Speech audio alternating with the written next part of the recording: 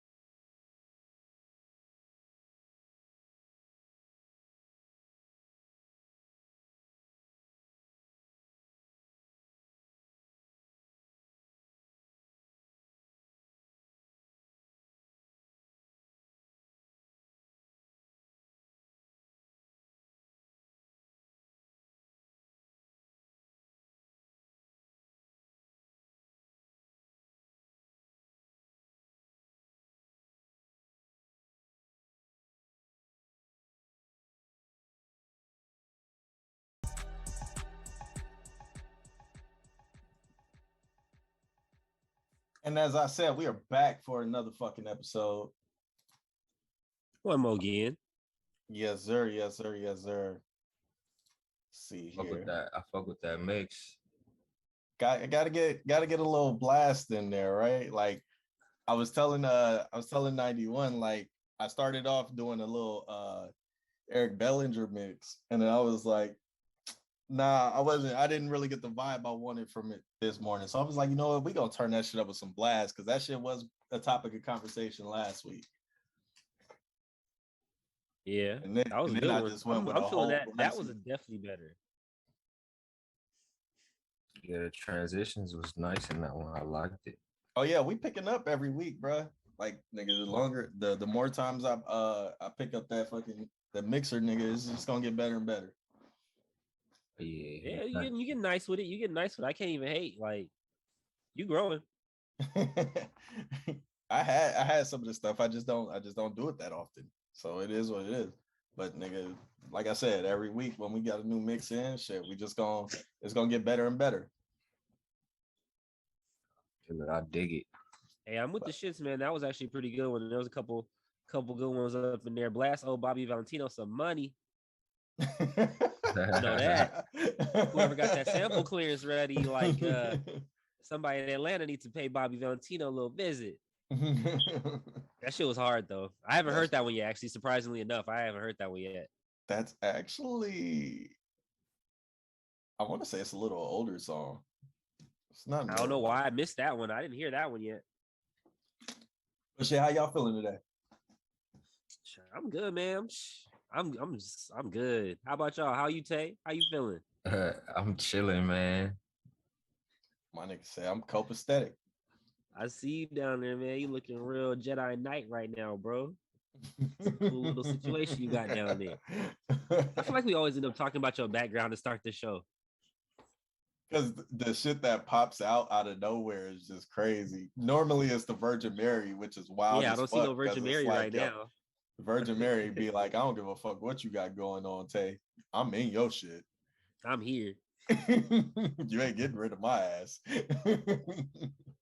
You're gonna get you some lore today.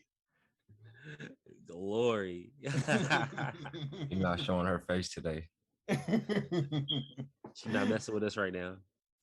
Oh shit, man. Well, all right, because I think we got an interview coming in a minute, but we might as well get into this one. We might as well get into this shit real quick then, or try to get as much as we can in, and then go back to it, man. I know, Justin, you didn't check out the Verzuz live. Tay, was you watching it live? I watched it live. Okay, yeah, I was watching it live too. So did you go back and rewatch 91? Yeah, I went back and rewatched. Yeah, I watched the highlights because it was like 3 hours, or 2 hours, something like that. So I didn't watch the whole damn thing. But I went and watched the highlights.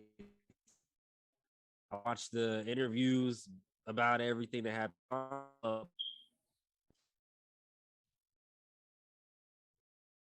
What the hell? Oh no. Damn, you went out real quick. Yeah.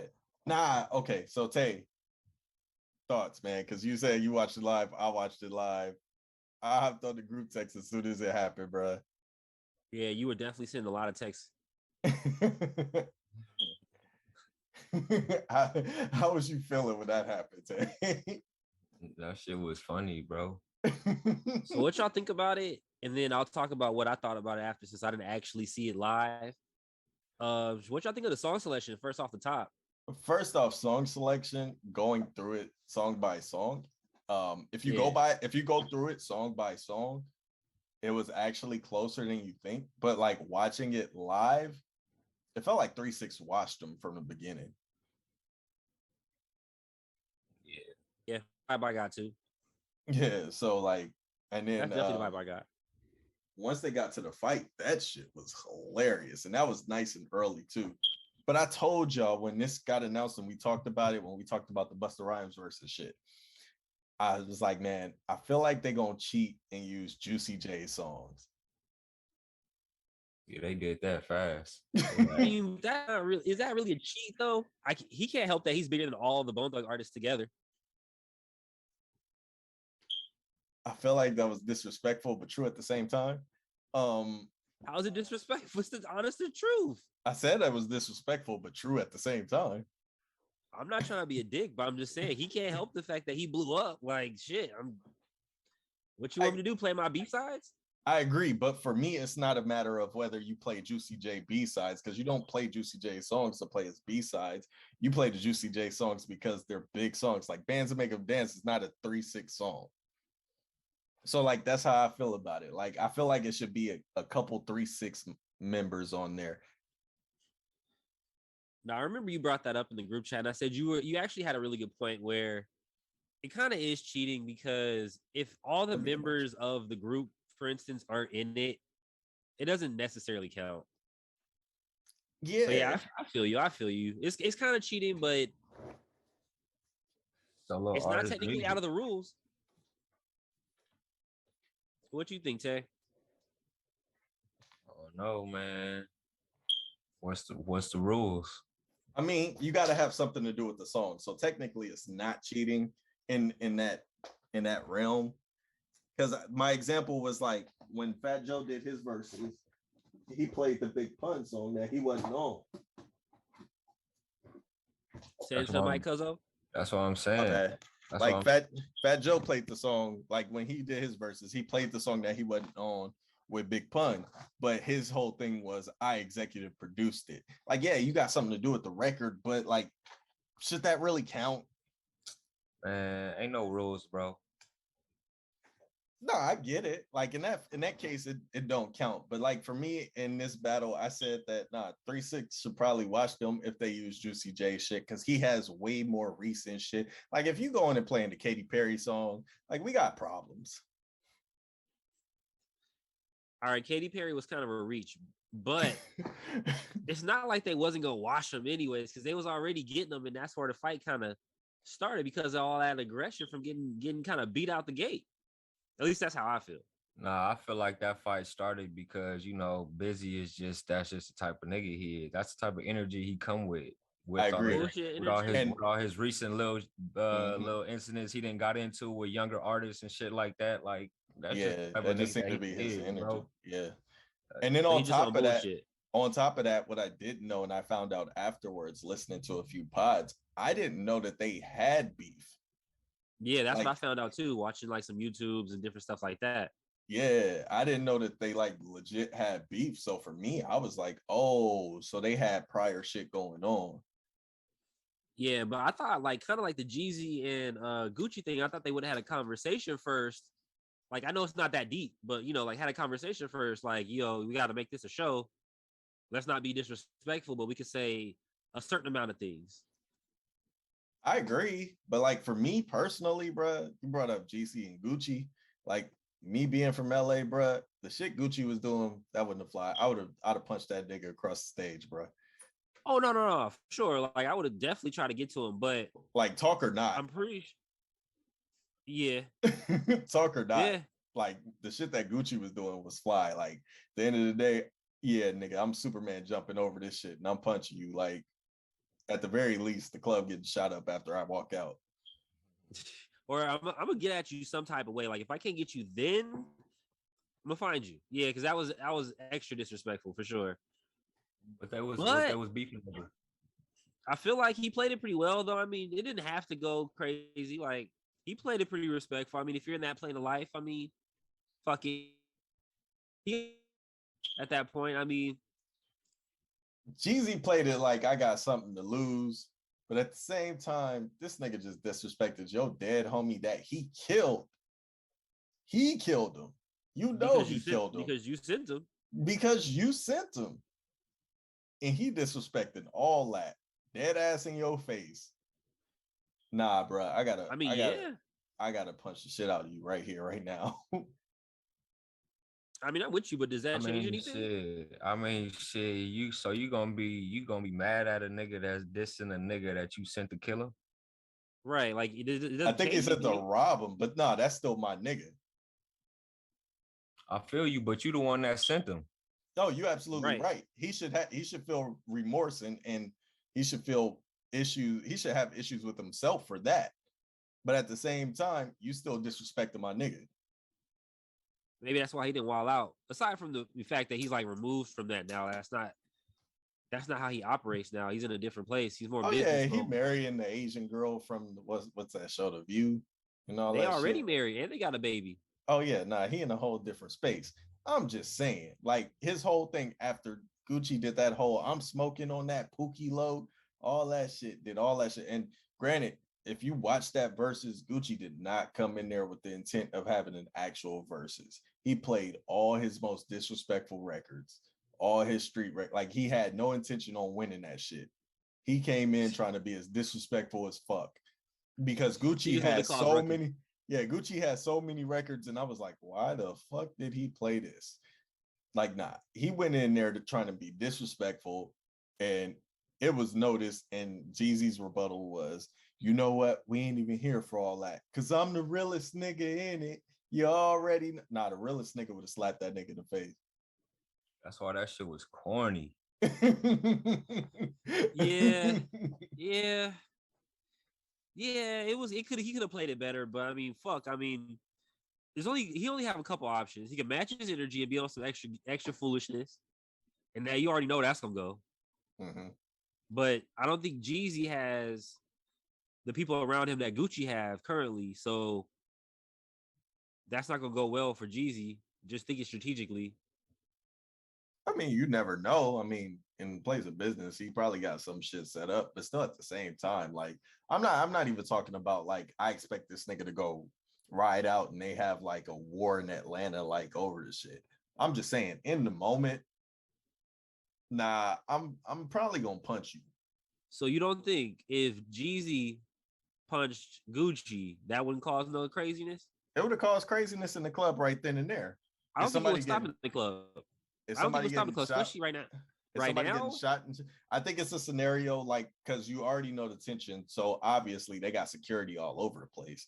Like shit, they got measures in place to make sure nothing goes out of control, right?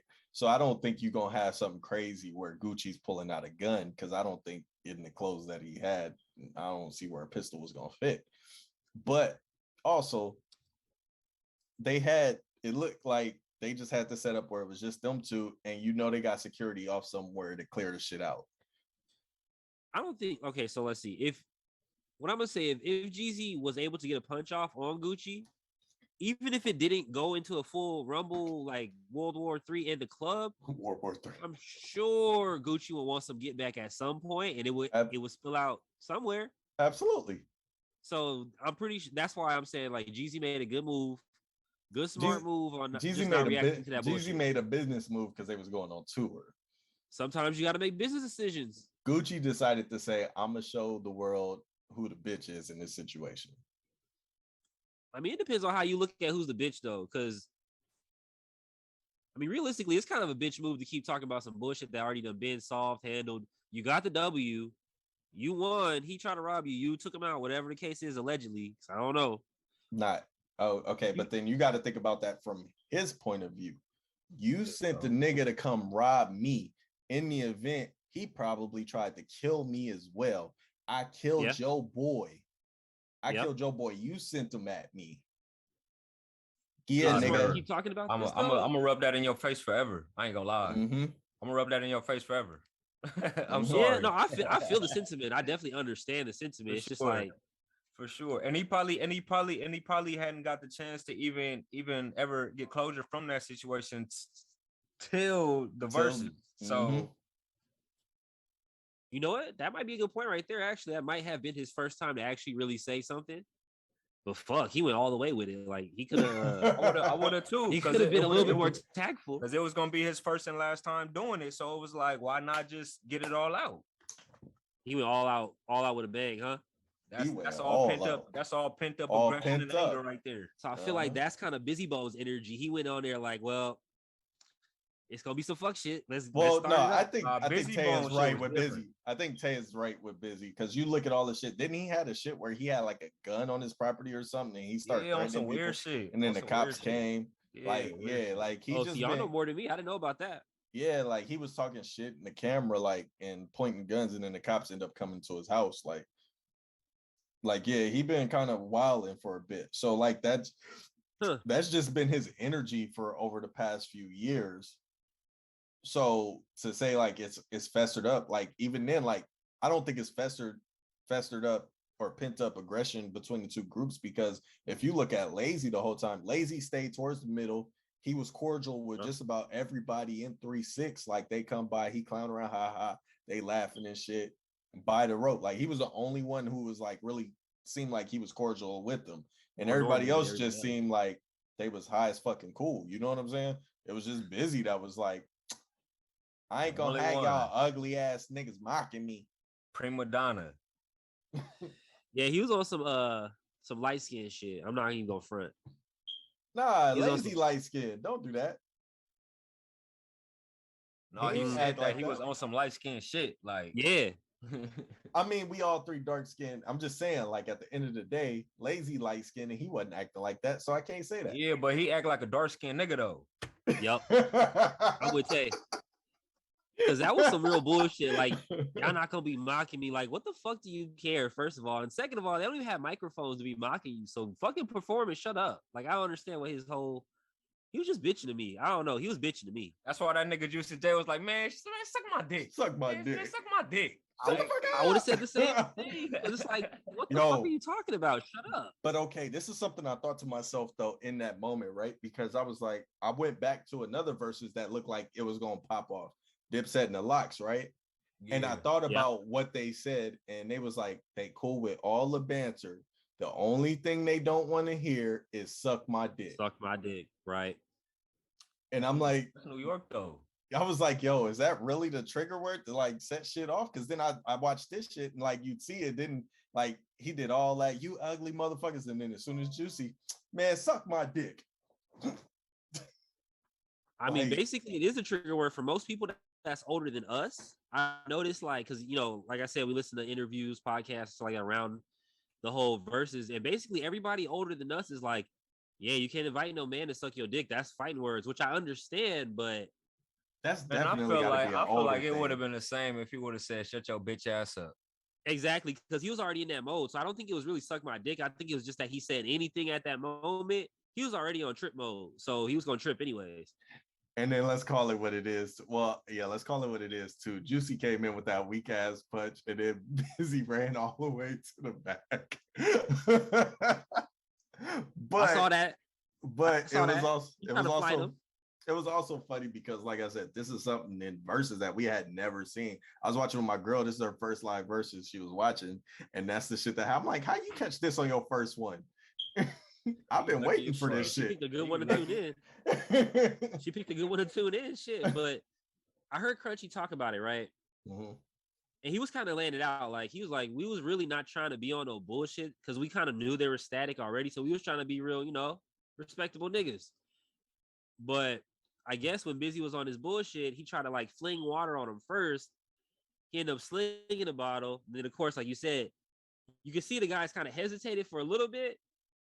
But then you notice all the other dudes started kind of like rushing the stage. So it was all kind of like, it was kind of go time at that point. And then Juicy threw that little weak ass Falcon punch and he didn't connect with nobody. A couple people did get touched up though. I did on second review. I did see a couple people get touched up a little bit, but nothing crazy. Yeah, people who weren't involved in the fight did end up in a fight. But isn't that normally how it goes? Yeah. That's always how it goes. That's only because then nobody know who they was hitting. Wasn't nobody really trying to hurt nobody.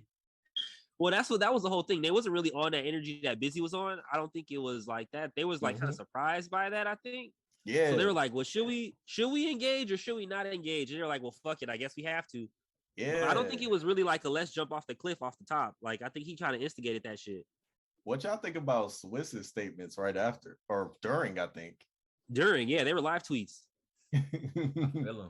I feel like first of all, he was definitely drinking some Ciroc or something. Like, let's just throw that out. Yo, he was going off. Because he was tweeting fast. I don't feel like old acts, no disrespect, or people who not selling out shit or who not getting booked should be like, you know, charging no type of crazy numbers to get booked for verses. They should be glad that they even getting asked. You know what I'm saying? To get put on a platform to still continue to be relevant. You know what I mean?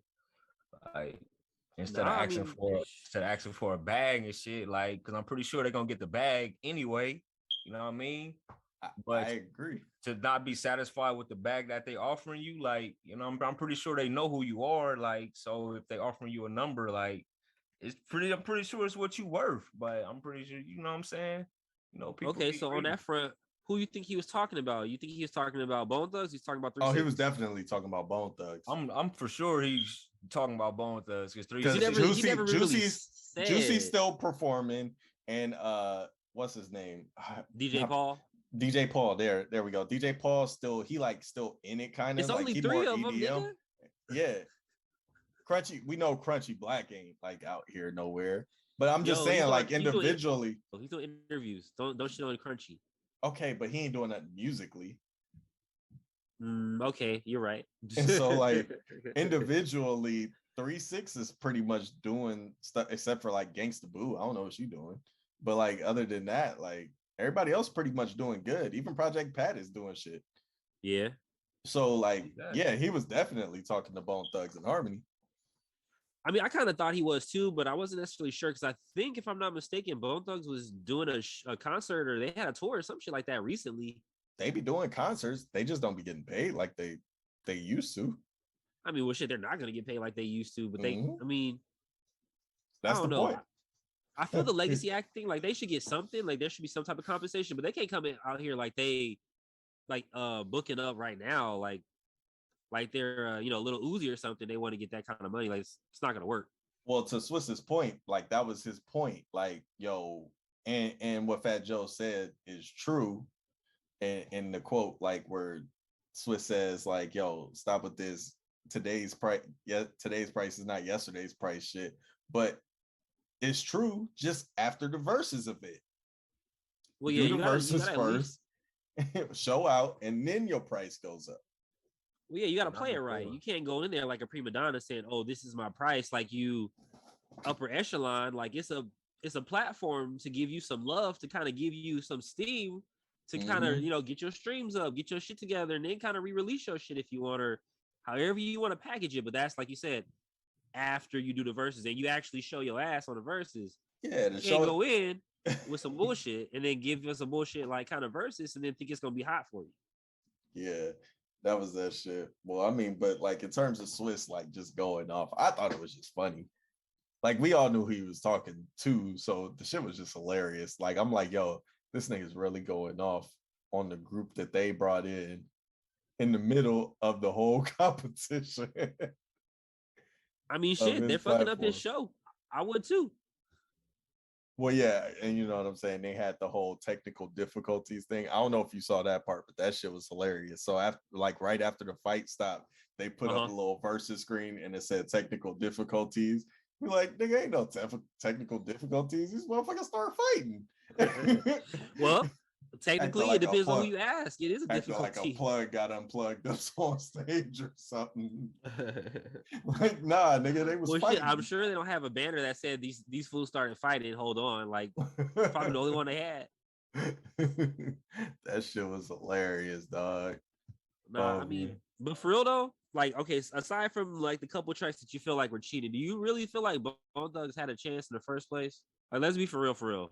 When we talked about it, I said they had 6 songs. If played in the right place, I thought that they would kill it. And they didn't even play first of the month. They did it, which was dumb. But there's 6 songs out of 20, like. And they played some other songs that I personally I like, but in terms of the vibe, it's like when they play like Bone Thug's songs are really fucking mellow. They're really high weed songs. So when they have to be in the vibe for it. Yeah. So when they come in and they do their songs, and then Juicy J come in and they come in with some crunk tear shit. the club up, like it's like it's 2 different vibes. Like because that's the vibe you want out of the verses. You want the concert vibe. That's why I don't think it was a good matchup, quite honestly. Like they don't. Okay, it's kind of like what you were saying about when I said Busta Rhymes versus who did I say? You guys said it was too mellowed. I think I said KRS-One or some shit like that. And you said the matchup wouldn't work. it's kind of the same thing. Like it doesn't really mesh. The sounds are too different. Yeah, they ran into that problem, but it is what it Yeah, is. they should have had. Okay, so who do you think 3 6 Mafia should have went against, and then who do you think Bone Thug should go against? That's a really good question. We might have to table it and let you think about it and bring it back because it popped up, but it's kind of a good one. I feel like Bone Thugs. Okay, and this is legacy group, so don't get me wrong, because I think that they're like they're bigger. It's off the cuff. But Bone Thugs should have probably gone up against like Ghetto Boys. Ooh, that would have been a good Ghetto Boys. Okay. I think the vibes would have matched a whole lot more. Okay.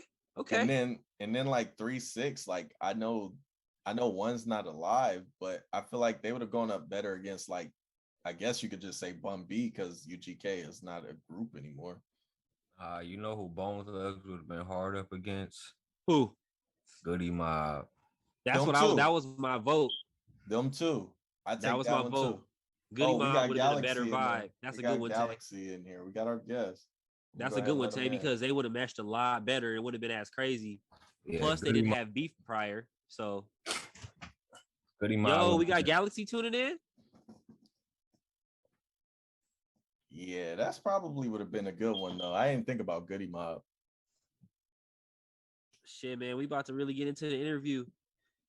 I think I'm about to cut the live for Insta, though. I mean, shit, whoever really wants to catch the interview can catch it when we drop it. What about 3 6 and Outkast? 3 6 and Outkast isn't terrible. Of course, you already know who I'm gonna go with, but fucking 3 Stacks head ass. Yeah, exactly. Yo, Galaxy. Oh, we can't hear you. You muted, my G. Say what's up to the Insta live before I shut this hoe down. Oh, you hear me? Yes, sir. Yes, sir. Yes, sir. There we go. What's happening with y'all, man? You in there. Good, my G. Man, what's popping with it, man? Shit, we here, man. Appreciate you for shooting through. Man, I appreciate y'all for having me, real quick. We're about to get into our interview. Peace. Yes, sir. I cut the live so we can get this interview really cracking so I can really focus. Galaxy, my nigga, what's up, bro? What's the deal with you, man? I'm chill. Man, we just talking that musical bullshit. Yeah, man. Hey, that's the type of shit I like. Yeah, we came into a conversation where we were talking about Verzuz, and we were talking about, of course, you know, the last 3 6 versus Bone Thugz. But then we kind of tailed off into another conversation on some, because we don't think that matchup was good. We think it was kind of a trash matchup just to start off.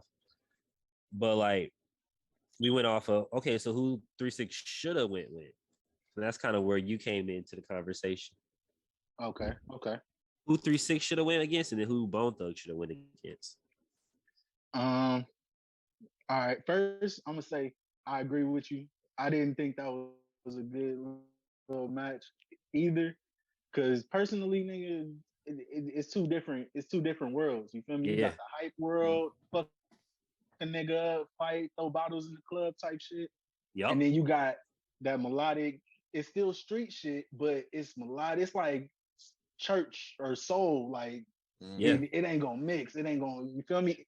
Like, and it's nothing to either group, because both of them got bangers. So it's like it just didn't match well. It didn't mesh well with me. So I agree with you on that. Yeah, it was but a bad when it comes to who they would have went against, who they would have went against, that's a hard one. That's a deep one for me, because it would have had to been another group. Honestly, I would say 3 6, but I would have just ran Juicy up. Honestly, I would have ran Juicy against somebody. Being totally honest.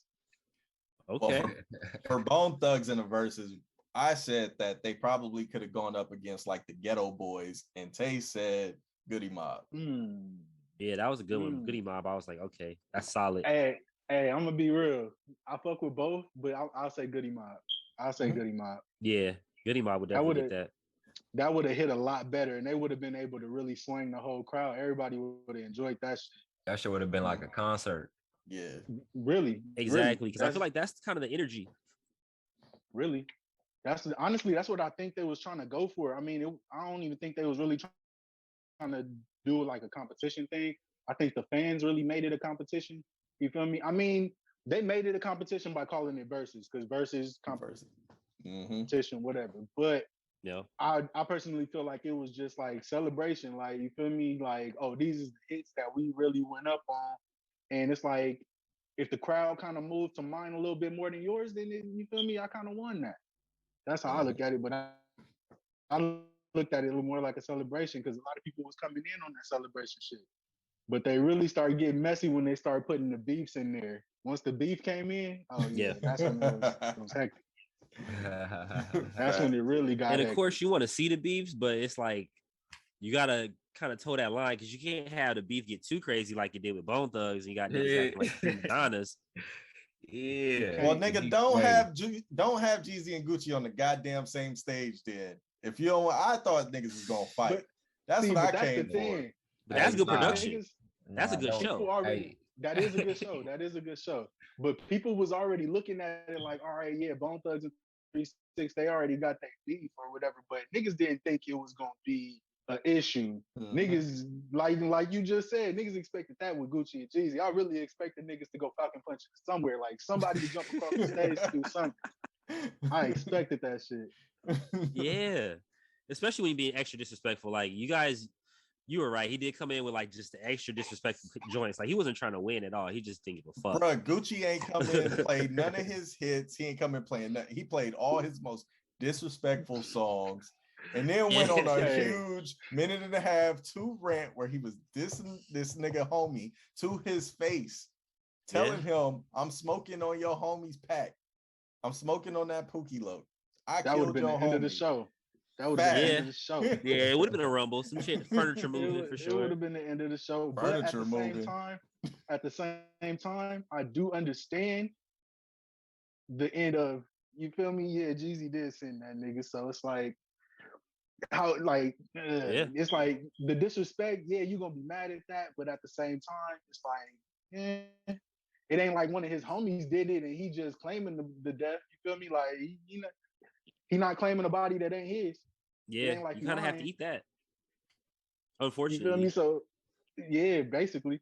Oh yeah, we talked about that. I agree. He got to eat it, but at the same time, I'm still gonna punch you in the face. You gonna try to get your get back though, too. Because that's my homie. Yeah, that's my homie. Because that's the thing. That's the thing. I sent the nigga. It's like, it's a little bit blame on me, but he went. But I sent the nigga and he went for me. So it's like, you rode for me. You rode for me to the death, literally. So, literally, yeah. So I gotta ride with you. I gotta ride the whole way, nigga. I don't care who wrong or right, nigga. That's how niggas come up, right, nigga? Y'all homie get into some shit, nigga. You gonna go in, you gonna fight with the nigga, but then next thing you know, when you get back to the house, you gonna talk about bullshit. Later. Don't get me in no bullshit like that ever again, nigga. Blah blah blah. And then after you get on that nigga head, then y'all can laugh about the head y'all punched in. You feel me? Like, it is what it is at the end. Yeah, no, you're right. That's how it's supposed to go. Like, realistically, like, had a homie conversations in the background. Like, because of course, like you said, you gotta hold your homie down, right or wrong, in the situation. But exactly after, nigga, don't do that shit again. Don't give me no bullshit like that again. Exactly, nigga. But shit, homie, that shit gonna look all bad. I'm glad you tuned in, bro. Shit, man, I was listening to your shit. We were actually talking about it right before you zoomed in and we got the show started, man. Thanks for fucking with us. Tay with the sniper over here. Yeah, man. It's our go-to on the interviews. But shit, I want to go ahead and start this interview up then, man. So let's tell us about yourself, man. Where you from? What's up? Yeah, what part of the city you from? I'm from Inglewood, California. Okay. Running it up. Been doing music for a little bit. You feel me? Just trying to find my way through. Took a minute for me to find my style. I'm still kind of fucking with shit. You feel me? Trying to boost up my game. You feel me? Just building, honestly. Really, just building. Like, I started shit, nigga. I started a minute ago, probably like 2012, 13. Okay. Like, really trying to get some shit going. And then put out a couple mixtapes with the squad. You feel me? I rep Handful of Money Entertainment. You feel me? It's like me, and a few of my niggas, you feel me? Episode, Scully Sancho, Molly Good, Top Class Teasy, you feel me? All my niggas, you feel me? Shout out to the crew. Shout out to the crew. My nigga Episode is the reason why I know my nigga Tay Man. Shout out to the crew. You feel me? But Okay. Episode the reason I know my nigga Tay Man. Okay. You feel me? Put me in line with a real one, you feel me? And my nigga been holding it up for, you feel me, since I met the nigga. You feel me? I vouch for my nigga every time. But yeah, that sound like Tay. Really, yeah, on the real. But shit, nigga just been trying to get the music done. You feel me? Like the type of music I do, I like that. I like party music. I like fun shit. You feel me? Like I get into the like the deep shit sometimes, but you feel me? I like fun. You feel me? I like to bring the spirits up a little bit, let niggas bounce around. You feel me? Because it's like that's what I came up on. You feel me? Like Yeah. Nigga, anytime you go, nigga, when you was a kid, probably like 10 years old, you go to a family thing, you feel me? You go to the cookout, you feel me? This shit going on. As soon as the music come on, that's when everybody really just start going up, nigga. And it's like, that's what I came up on. So that's what I try to do. You feel me? I try to give people that vibe. You feel me? Bring the party. Exactly. Yeah, I mean, shit. I mean, you got the right idea. I mean, I respect it because I feel like it's kind of a little something that's missing. Everybody about like really didn't do it or whatever. Everybody trying to be like this. We ain't hear shit you said. Can you hear now? Just give it a second to catch up. Give it a second to catch up. So I asked you, bro. So like what? So yeah, you said you ain't really got a style in mind. Like you still kind of like crafting and building. So like, what are your influences like? Like, where do those come from? My influences, hey, I'm gonna be real. It's not like a specific place where my influences come in.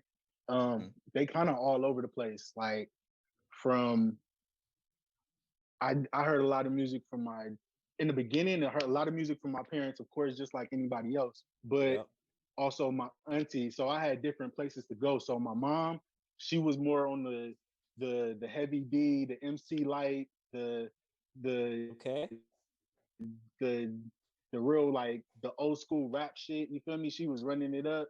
And my dad from the South, so he was more on like the doo-wop. So the Whispers, the Temptations, Tavares, nigga, all of the old school niggas that was really like singing their hearts out, nigga, getting these bitches wet like crazy. Like I got all of that from them.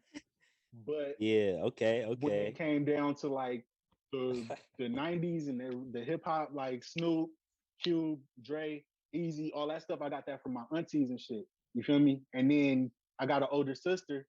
She was in, she like 3 years older than me, so she was into the Hot Boys.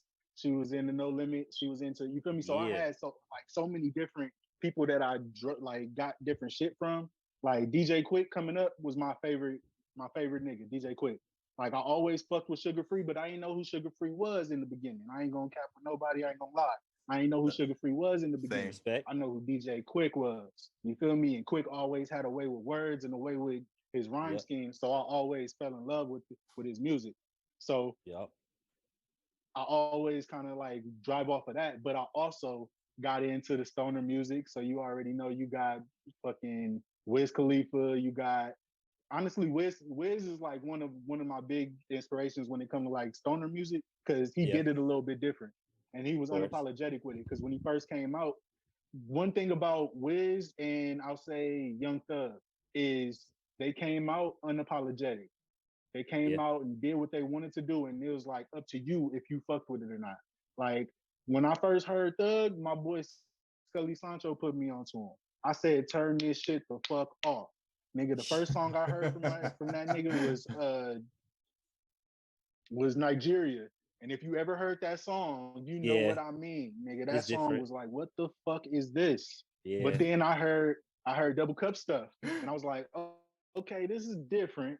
And then later on down the line, he started dropping more stuff, and it's like, all right, I fell in love with the style. I fell in love with the music.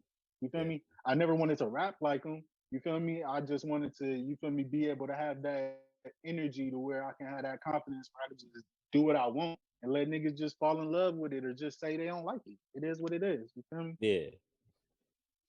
That's what's up. It makes sense actually when you say all that because everybody I just named, like throughout all of that, those are all like influences. You know, it definitely makes sense you say that because you can hear it a little bit in your music. Everybody that you name, you can hear little bits and pieces of that. Oh yeah, most definitely. Most definitely. I try to drive to get that, but I also try to make it my own. You feel me? I don't wanna sound too much like nobody because it's like Of I'll run course. into motherfuckers and they sound like different niggas. Like I ran into a nigga the other day and he sound just like Lil Durk, just like him. Little Like baby. content, fucking voice, the way he raps, certain words he use, he sound just like the nigga. But the nigga from LA. Nigga ain't from Chicago.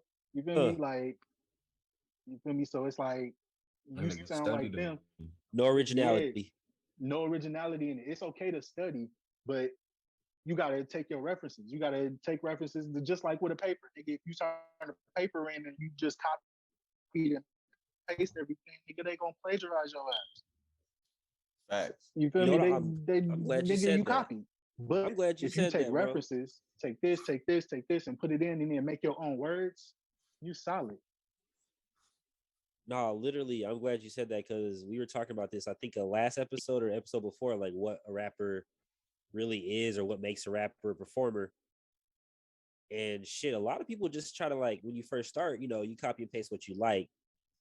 But as you Right. find your little style, then you kind of get into your little shit. You try to start sound different. Hopefully, start sound more like yourself than sounding like somebody else that you know you heard and you like. What you mean? I've heard 1,000 little babies in the past 2 weeks. The past 2 weeks, Yeah, to your point, everybody either sounds like the Migos, Lil Baby, Lil Durk, somebody of that Future, style. everybody trying to sound A like little Future. bit. I don't know if it's me or you. What happened?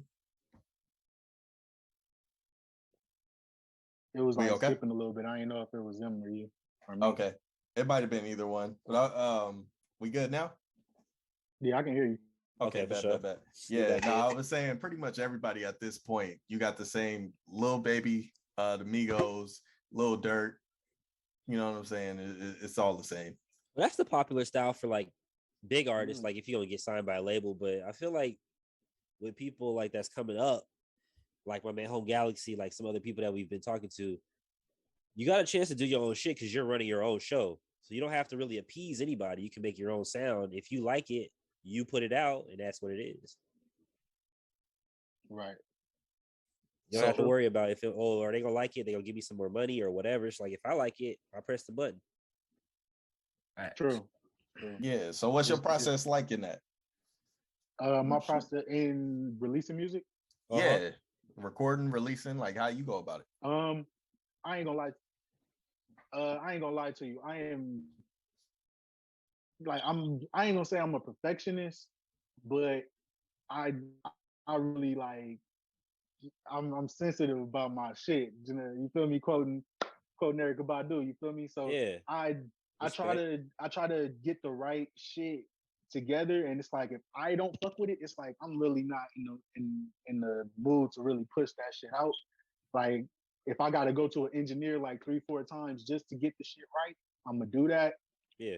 So my process with it is like really just going in there, like putting out as much as I can, like just trying to get as much as I can done. Because usually we do like 12-hour sessions. You feel me? So we be in there. Yeah, we be in there 8 You to do 8. the long You feel me? We sessions. just Fuck. yeah, we be trying to get them in. You feel me? Because we got a big squad, so everybody will pull up. You feel me? We'll Okay, run that through makes some sense. shit. Okay, so you do it more Yeah, like a like- party concession type. Like you'll do some songs, the homie will do some songs. Exactly. Yeah, that's what I was thinking. Exactly. Yeah. Exactly. Okay. You feel me? And okay. honestly, nigga, it's been times where it's just been me and one other person in the studio, and I'm in there 12 hours running it up. Like I trying to respect get shit that. right. So, That's a lot of work. so That is, yeah. it's like, Shit. hold on, I'm skipping in. Hold on. My bad. Good. Yeah, you back. All right, there you go. Yeah, but honestly, it's just if I fuck with it that much, Yeah. I'm dropping it. If it's one of them things where it's like oh yeah, this is the one. I'm definitely dropping it. Like the last one I did like that was Flight Crew.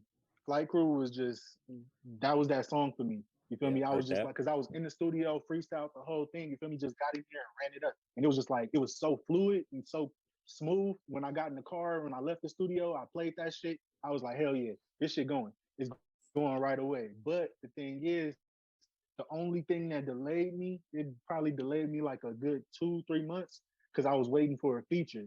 I was waiting for somebody to do a feature for me. Okay. Shit didn't go through because bro was busy. You feel me? Mm-hmm. But it is what it is. You feel me? You feel me? You move on, take your scratches and run. But nigga couldn't do it, so I just pieced it up. Ended up putting it out, and niggas been running with that shit. Niggas fuck with Flight Crew. Niggas like it's crazy. Like the feedback that I got from it, I didn't expect. Cause I was like, yeah, I fuck with it, but I don't know if niggas gonna really ride with it. And then once niggas really started like going to it, I'm like, all right, yeah, I got one. You don't speed through that part though. You said that you freestyled that one, the whole joint.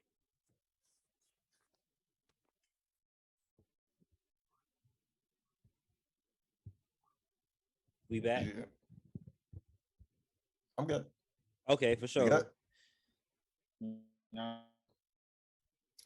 We ain't worried about. We just take the time we need. Yeah, for sure. We could catch up. Mm-hmm. Technology, be doing that. Man, that's what I'm saying, bro. Yo, Tay, how you be catching all these cats from Inglewood though? Well, that's really the story. Yeah, it just be well, shit. I got a history in Inglewood. Talk about it while we waiting. I lived in Inglewood for a little bit. Yeah, okay. Where'd you live at? I lived in Inglewood for a little bit myself. I lived off of Osage. Nigga, we might have been neighbors. I was Flower and Arborvita. Oh yeah, you right there. Yeah, I stayed right there. Yeah, Off that's the Osage. neighborhood. It seemed like everybody that stayed in Inglewood stayed kind of right there though. Galaxy, you back, bro? Yeah, I'm back, man. We just Shit talking about started freaking out. No, it's all good, nigga. We not tripping. We just talking about Inglewood shit, man. We all I happen to feel live it. around or in Inglewood at one point, so Oh, okay. Shit, I'm right over here by the All lived stadium. in So Inglewood. I'm over by the stadium over here. So it's yeah. I was just telling Tay I used to stay off of Arborvita and Flower, but I had to get the fuck up out of there because it was raising the rent like a bug. They was trying to charge an arm and a leg. Hey, I'm like, already knowing. nah, bro. Hey, I'm already knowing. They going nuts with it right now. Yeah, that and parking. I was like, nah, peace out, so far. I'll come see you when I want to. Peace out, Oh, so on the far. real. Hey, but I still go over there though a lot because the little Jamaican spots still be jumping though. Oh yeah, I heard. Oh, you haven't been? I don't really be going. I don't know no Jamaican spots like My that. nigga, You I feel me? got I you. just be hearing people talking about nigga Jamaican shit. You feel me? They talk about the place they be getting shit. I I got just you. never went. For sure. All right, hold on. We're gonna I'm have about to pull it we're up gonna on have to my run that. Google real quick just so I could give you. This is the premium spot. Like, it's two spots right there off of Arborvita, but one of them is better than the other one. Oh, okay. I got you. Hold I'm gonna have on. to run that. Y'all can get to some real shit while I give this nigga this good because this is I like can get to some real shit. This is real shit. I mean, because this is gonna be Life. the place. I'm gonna tell you right now, the place is fucking amazing. I go there every time I'm in Inglewood, going through Inglewood. If I travel and I come back home, I hit this spot before I go anywhere else. As far as like Caribbean food, anyways. Okay. I'm pulling up my Google Maps though, so I'll give it to y'all in a second. So what would you say is the go-to meal for a Jamaican restaurant? Or for the spot that you're talking about? What's the go-to? So, all right. So let's start off. What you to get? You fuck with that thing, by the way? You eat, you eat beef, you eat fish, whatever. There you go. Say that one more time. Back up. You eat do you eat beef, you eat fish and everything like that? Yeah. For sure. All right. So what you need to do, get you a plate of oxtails, right? Large oxtails, because you're gonna fuck that up. Get you a extra side festival bread. You say festival bread, they'll know what you're talking about. If you really fucking hungry, get you like a little small side of like brown stew chicken.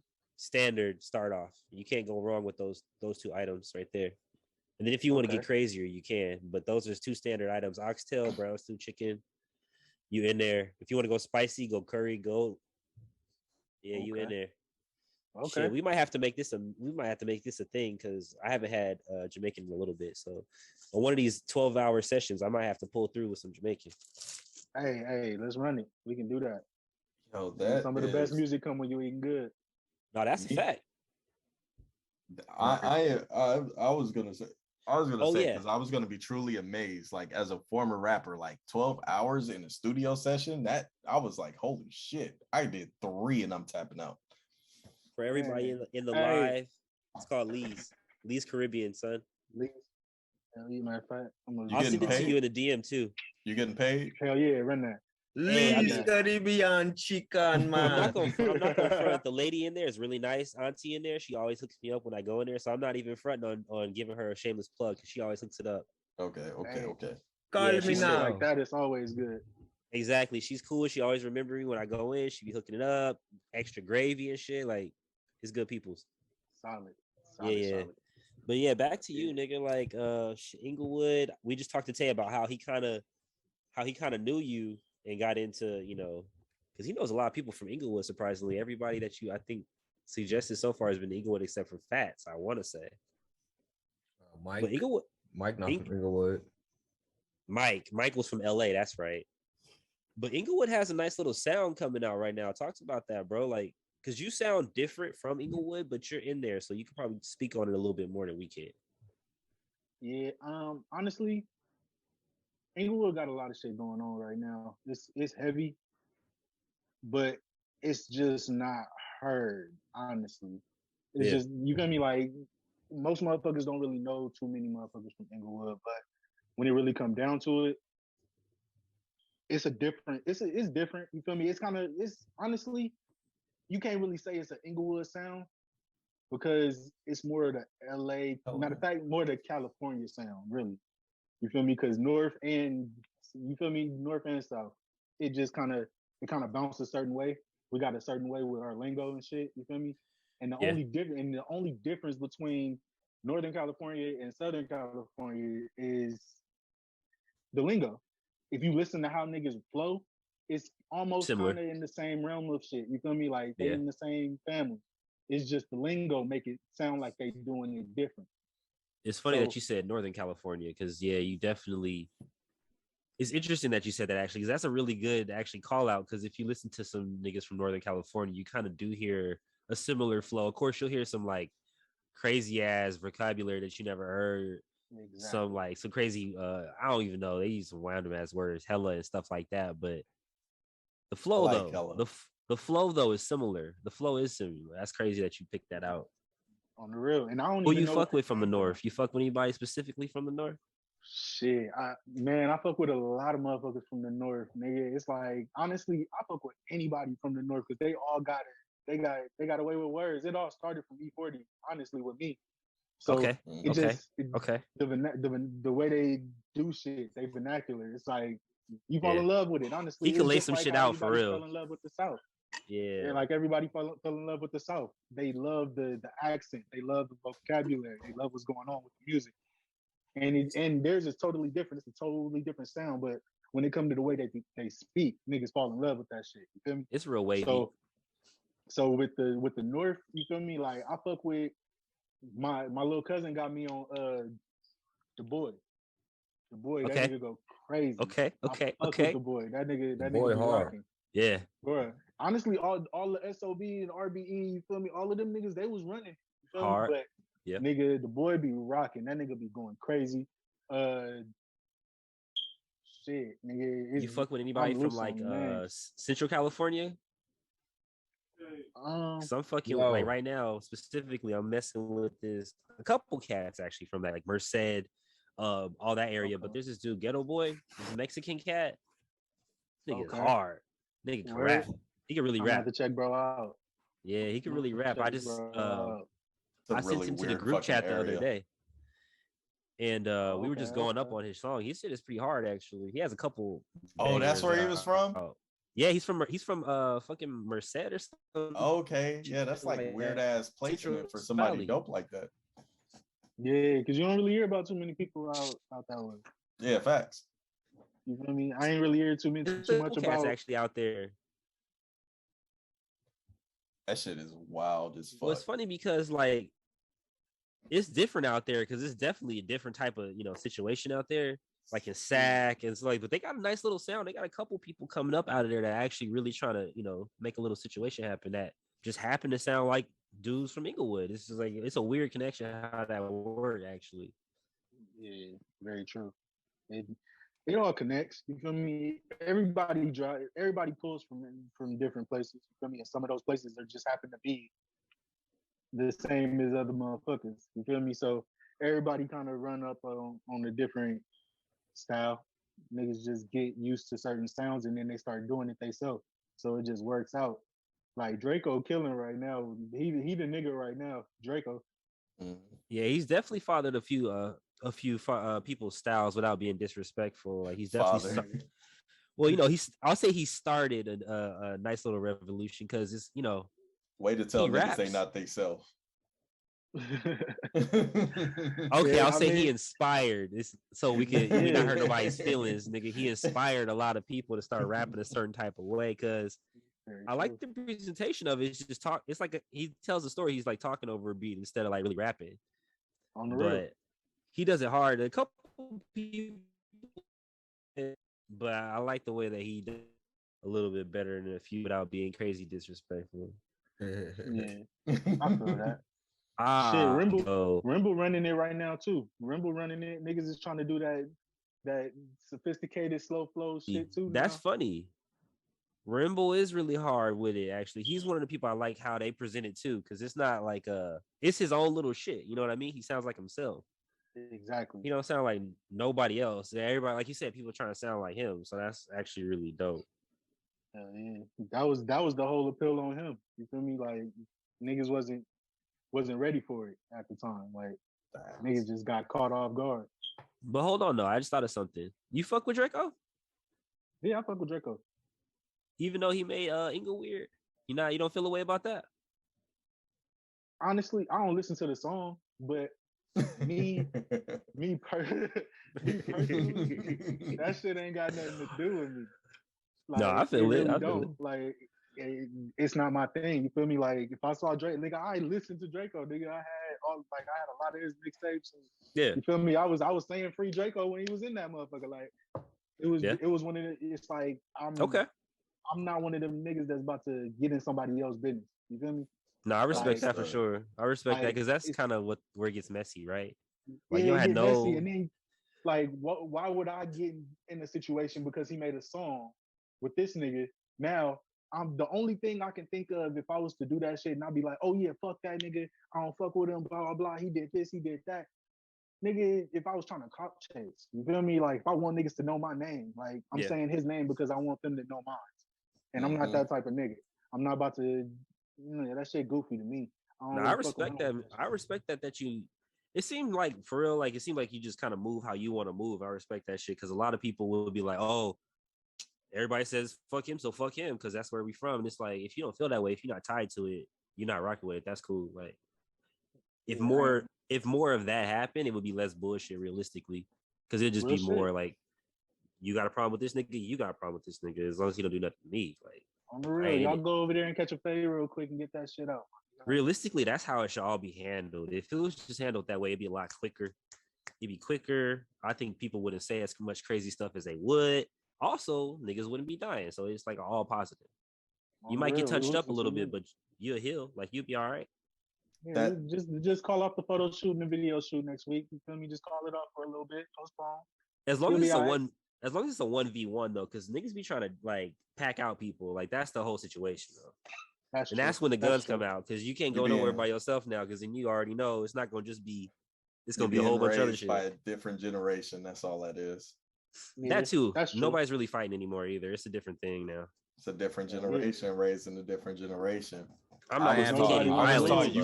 I was taught you come up with the hands, because at the end of the day, both of y'all go home. I mean, realistically, that's how it was. Like, I'm not going to advocate for violence, I guess, but if there has to be violence, at least let everybody go home at the end of it. Shit. On the real, but nobody want to lose. Yeah, what if you sock a nigga so hard he just die? You feel me?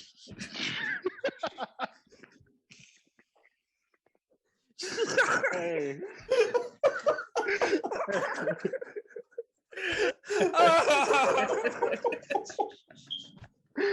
Oh damn. It's not funny, but damn. It's not, but it it's is. not supposed to be. Tay said, "What if you come out with the Supreme Falcon punch?" Hey, I guess you going to jail then, my as a nigga. weapon. You gotta get logged as a weapon after that, my nigga. You can't use them motherfuckers no more. I guess when you go to jail, you're not gonna have a lot to be worried about. Shit, I don't know. For real, nigga, just pull that same strength out, nigga.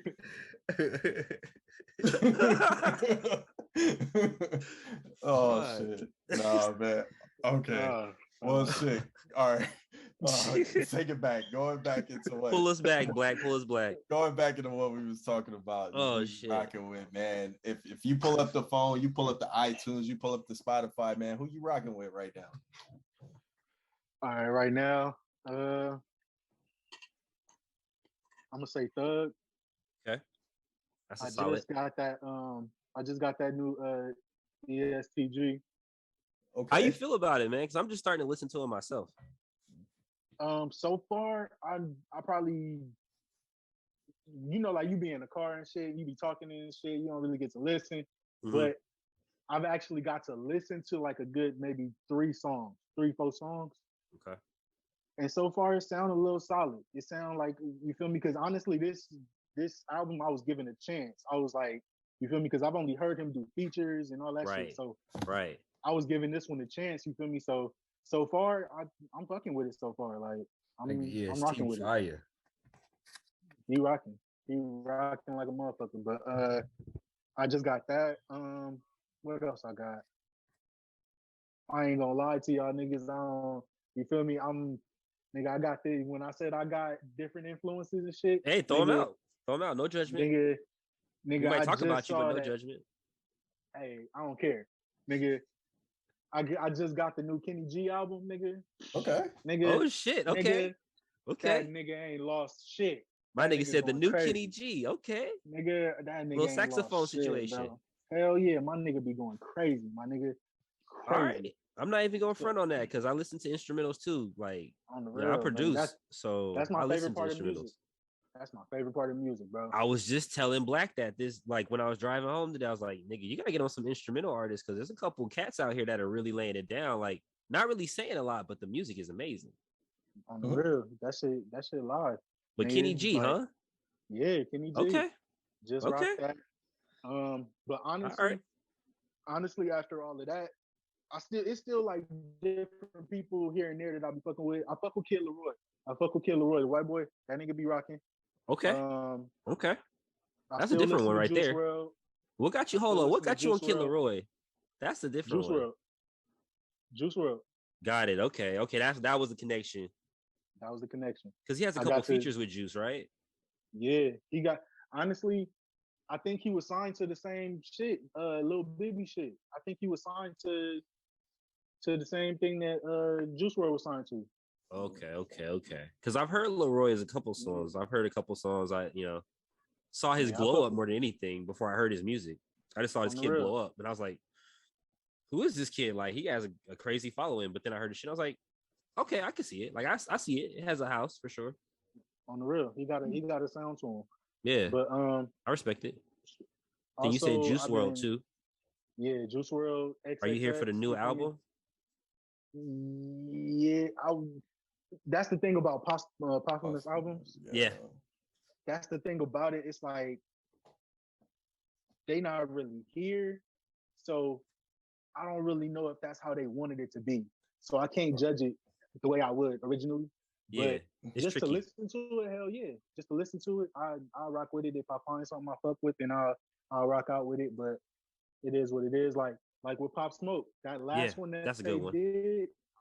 I didn't really fuck with it like that. Did you not like how many features it was, or you just feel like it wasn't something that Pop really would have put out if it was for himself? Honestly, to me, it seemed like they just threw it together. You feel me? Yeah. It seemed like they just threw it together. I agree. Like those movies where they got like the all-star cast, nigga. They got all of these niggas. They spent their money. They spent all of the budget on getting these actors in the movie, but didn't spend no money on nothing else. So it's like, yeah. You just hoping star power makes the shit work. Yeah, no, I feel it. That's actually a really good, like, kind of overall of that because it had potential on paper. It looks amazing. Right. You think, okay, Pop Smoke has a lot of heat. Drop these songs with these certain people, it's gonna go. But only a few songs have a lot of replay. Otherwise, you kind of skip through it a little bit. Like, and that's coming from somebody that's a Pop Smoke fan. Like, I Skip liked through him it a a lot of lot. it. Yeah, Yeah, Pop. I fucked with him a lot. So I feel the same way. It's kind of like something that I feel like if he would have had more of his touch, which obviously he couldn't have had, it maybe would have sounded different. Right. And then But they yeah, were that's the saying that tricky he don't shit. really even fuck with niggas. Like he didn't fuck with a lot of niggas in the industry. Yeah, So that's it's kind of the like, thing. It was kind of like it seemed like a label situation at the end of the day. Like they just picked right, all these people together because he was hot. That's right. exactly what that was. Oh well, But- all right, there you go then. There you go then. We got But that one verses. that- We want money. But that one Yeah. that 50 Cent executive produced, that was the one. Yeah, Mhm. yeah. That 50 was is the one. 50 is on his shit actually That nigga's a producing monster. music, TV shows, all that shit. He's on his shit for real. He's on his shit. Big time. Big time. Yeah. But other than those people, you feel me? I mainly be fucking with the squad, honestly. I be Okay. fucking with my niggas. I nigga play all of our shit every day because it's like, nigga, I'm a fan first. You feel me? Like if I ain't gonna go and play my shit, if my niggas ain't gonna play my shit, Yeah. nigga, how do I expect anybody else to? You feel me? I respect that. I respect that. All right, so Can't ask nobody to do that. I'm gonna call a little audible for the show. We usually do a little different, but since you ride around to your nigga shit all the time, I'm gonna have you like DM me or whenever you can, DM me some of your niggas. Well, it skipped out a little bit. Yeah, I tried to make it out. It wasn't going.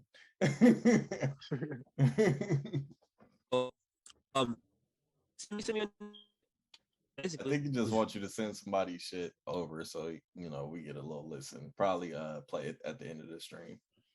Okay, yeah, I can do that. Yes, sir. But okay, so we ain't rocking with we ain't. Well, I mean, I guess we all fuck with Pop Smoke. You fucking with like 5EO. You fucking with the like drill sound, the East Coast drill. I fuck with the East Coast drill, but my first introduction to drill was Chicago. Yeah, same. Okay. So I drive through that, but I fuck with the New York style. It's just that it's starting to get a little bit dragged out now. Like everybody's starting to sound starting the to same be a the little same. bit. Yeah, it's starting to be the same. It's like copy and paste. I've heard a few artists out here trying to do it. Yeah, it's easy to make a drill beat. Yeah. It's a simple formula. It's not too complicated. But that's the thing. It's not the case of making a drill beat. It's not even the drill beat. I fuck with drill beats, nigga. I fuck with nigga because, like I said, I was fucking with the Chicago drill, nigga. So L Beats, fucking my nigga RIP. What's that nigga name? King Von? Fucking Leaky Leak, nigga. Oh, Leaky even Leak, back nigga, further. The producer. Yeah, nigga, like even them. Okay. Nigga, RIP King Von too, nigga. Fredo, nigga, all of the guys from that time, because I came up listening to all of them niggas. Cat, nigga, all of them niggas. Nigga, I fucked with all of them. So I love the beats, nigga. Like King Louis was one of the first niggas I heard. King Louis, that nigga was running it up. So different. I always fell in love with those beats. So when I heard the drill in New York and even in the UK, hearing those beats, I fuck with the beats. It's just that when it came down to a certain point, everybody wanted to sound like a certain person. It just sounded it's the same cadence. Yeah. Like even the voices, they voices all sound the same. It's like they kind of use the same like synthesizer or some shit. Like it's all the same like effects. Exactly. So it's like when it came down to it, it's like I can't really fuck with it. But you got some niggas that'll take these drill beats and they'll run them up in a different way. Like I'm not the toot my horn type of nigga, but if you go to the homie Top Class TV, another nigga that's on the squad. Okay. This nigga put out a song called Lil Bishop 2. We got a video to it and everything. The nigga got a drill beat, nigga, and we ran it up, but we didn't do it. We didn't do it in the sense of, oh, it's a drill song. Nah. We just some LA niggas that's getting on this motherfucker that's running it up. Like if you listen to it, it's not a drill sound to it. At I think least that's how it in should my be. I think what Yeah, happens honestly. is people take it and they want to just make that their sound because it's the popular sound, so they keep going into it as Chasing the opposed to bag, yeah. just using it once. You know what I'm saying? To do your thing real quick. On the Yeah, real, because but it's cool to another dip into person a that I sound. look up to is Wayne, because you got to Yep. look at him. That nigga did a bunch of mixtape series, all off of other niggas' beats, but he ain't Mhm. rapping like them niggas. Mm-hmm. Yeah, That that's nigga the ran it thing. up on his own shit. But that kind of goes back to Wayne having his style. Like, you know, Wayne's style. Wayne has a signature kind of style that he raps in. And it's really big, it's really vast, but Wayne does Wayne. So no matter what beat Wayne is on, he gonna do Wayne. Like Snoop. Snoop is on still be I'll say now. kind of like when you find not even also Snoop can freestyle over anything. He can freestyle over anything. It's still the same, don't change. Well, I mean, the It's thing about be a it Snoop is Lion and that kind of because a little I bit. have Wayne in my top 5 of all time. Yeah. At the end of the day, 99 Wayne's not the same Wayne as 04 Wayne. 04 Wayne's not the same as 07 Wayne, which is not the same as 12 Wayne. Exactly. He grows. That's He grows. exactly what I was thinking. He definitely grows, but you know it. Wayne when you hear him. Because you got to think about it. When he did that, I can't even remember that one song, that long ass song where he was ripping through the pages of his notebook. The last song that he wrote, that motherfucker, he trashed out the old nigga. He trashed out the old nigga and started doing his own shit. He started freestyling and shit. Mm-hmm. But in that whole era of time, taking niggas beats and doing all this crazy shit, he was just trying to find himself the same way these other niggas is. Yeah. He was trying to find who he is. Yeah. And all of that got him up to the point he is right now. Mm-hmm. I feel like it's like it's really no excuse. No, it's really not. Like shit. Try some shit out, experiment. And like you said, if you feel like it's hot, drop it. On the real. But we got cut out of your process. So you said you make a song, you think it's hot. What do? Do you write around to it? You play it in the studio? Do you send it to a couple of homies? How you really find out what you really like a song? First it's me. I gotta really, like I said before, I gotta really fuck with it. But if I really fuck with it, I'm gonna play it to my wife. You feel me? I'm gonna play it to shout out to some family members. Yeah, shout out to her. The squad runner. She like our manager damn near. She be running me up. Like I understand. If you see any of my shit throughout the city, Hollywood, all the way to San Pedro, nigga. If you see anything, matter of fact, all the way to San Diego, nigga. If you see anything of mine, she done put that motherfucker up. There you go. I ain't gonna cap to you. There you go. Support. Shout out to the squad. Yeah, you need that support. That's important. That shit helps. You need it all the way through. But I let her hear it. She'll tell me her input. You feel me? I let the squad hear it. Whatever they tell me, if it fits my vision and I can get around to it, you feel me? I put those inputs in. And honestly, once I get to the point where I feel like it's perfect, that's when I start making my runs. That's when I start trying to get my promo up, trying to get my covers, get motherfuckers that's gonna play the shit, motherfuckers that's gonna post it, you feel me? Try and get all of that shit together. And once I do get that shit together, I put my money behind it and I just push that shit out. I run that shit, release it, and put it on all platforms and make sure motherfuckers can get that shit real easy. Like, I don't want nobody to be like, hey, where is that? That's why, like, a lot of motherfuckers ask me, why did I choose my name the way? Because originally my name was just Galaxy, you feel me? Okay. GX for short. But I put Home Galaxy because the first time I put my name in to fucking release my first mixtape, nigga, like, fucking 15 different galaxies showed up. Yep. I'm like, hell no. Similar story to all three of us, basically. Ain't no, like, I am not trying to be next to nobody. If you put my name in, I want to be the only nigga that show up. Yep. Or at least the first. Yeah, or at least the first. You feel me? So once I did that, and it's still nobody coming with the Home Galaxy shit. It's like a lot of motherfuckers close to it, but it ain't Home Galaxy.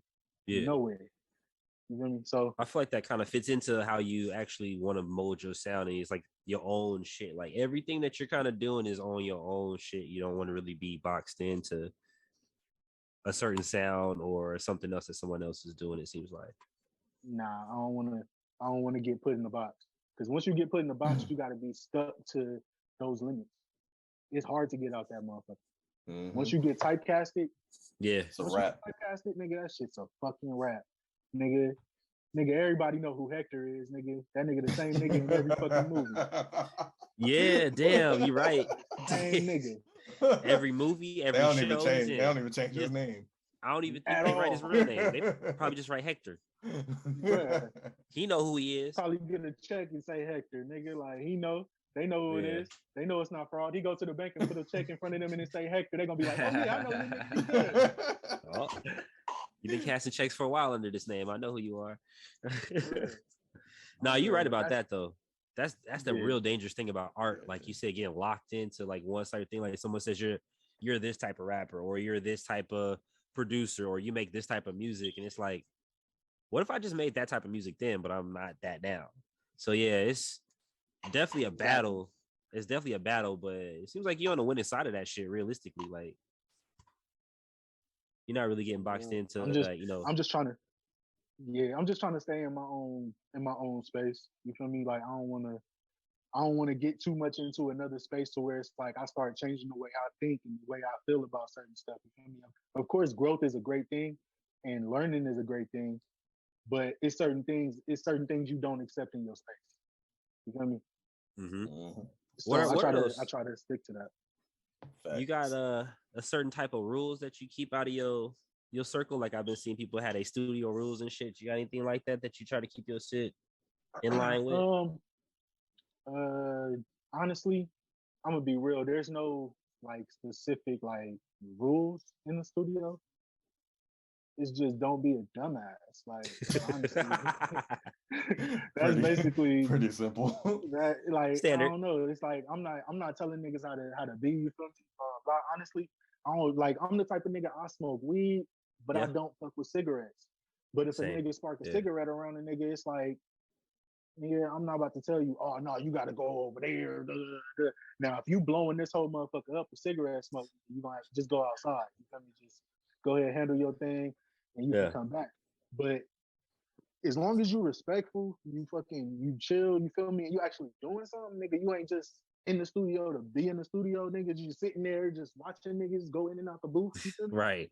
Nigga, you good, like, you feel me? Yeah, just don't be a dumbass, don't, and honestly, I'll say one rule, nigga, one rule I can say, if you gonna do anything, nigga, you feel me, if you gonna drink, smoke, fucking, I don't care if you pop a pill in that motherfucker. Don't start tweaking in this motherfucker. Don't start. Yes, sir. Throwing shit, dropping shit.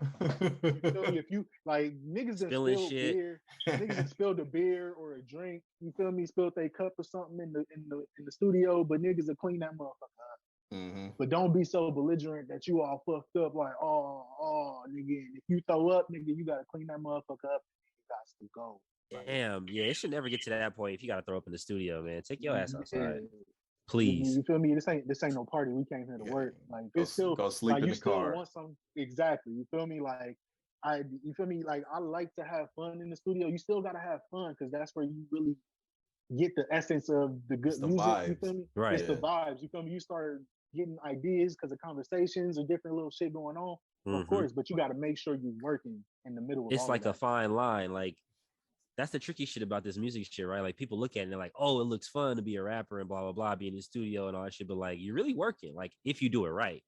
Because you got to pay money for the studio time. So you're not really just there chilling. Like, you go there prepared, trying to, like you said, you booked 12-hour sessions. So that's a nice little chunk.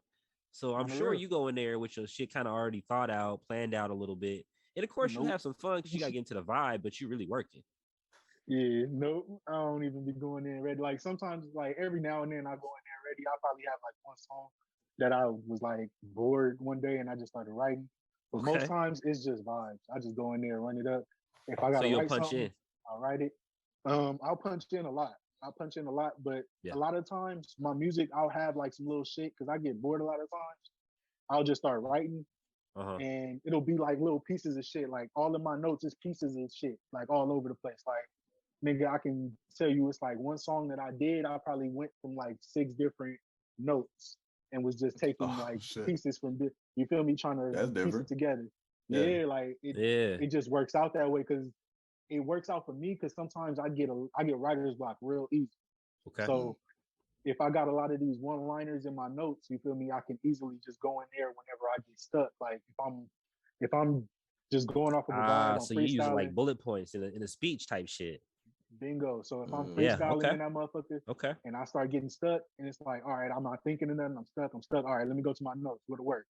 All right. Oh, let me check this. Oh, boom, boom. All right, cool. That shit worked. And then I start getting my roll back in. You feel me? If I can't get the roll in, then I'm going to another note. But that's some advice for some people. Yeah, that's actually pretty clutch. That was really clutch, actually. When I used to get writer's block, I used to just like look at the pad and be like, all right, I guess I'm done today. Hey, but sometimes you got to just walk away from it. Sometimes you do got to walk away because that's the only thing that's going to get you right. But at the same time, the show must go on. So it's like, if you think about it, it's like I don't know too many rappers that don't go through a day where they don't come up with a line in their head. Like it may not be consciously, but subconsciously you probably just come up with a line in your head. Or you'll be listening to a song and you'll say, "Oh damn, I would have said it like this," or "I would have said this." And in your head, you say that shit, but you'll forget that shit later. Two, 3 minutes later, you'll forget it. Exactly. So you kind of always practicing type shit. Exactly. So if you out somewhere and you come up with a random ass line, I done came up with random ass lines in my head and I literally stopped. You feel me? Went straight to my notes, typed that shit down and kept on pushing. You feel me? And it is what it is. And them motherfuckers come in handy next time I go in the lab. Like it never fails. Little extra bullets.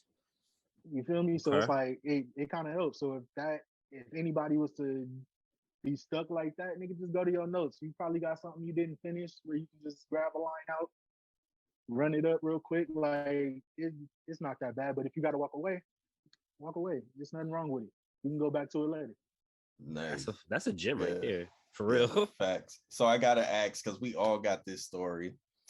Well, I don't know about 91 because I used to rap, Tay still raps, you know what I'm saying? But we've kind of talked about our story. So I want to know, man, was the first time you picked up that pen? What's the reason? How did it happen? How you start writing? What was the story behind that? What made you go out and start rapping?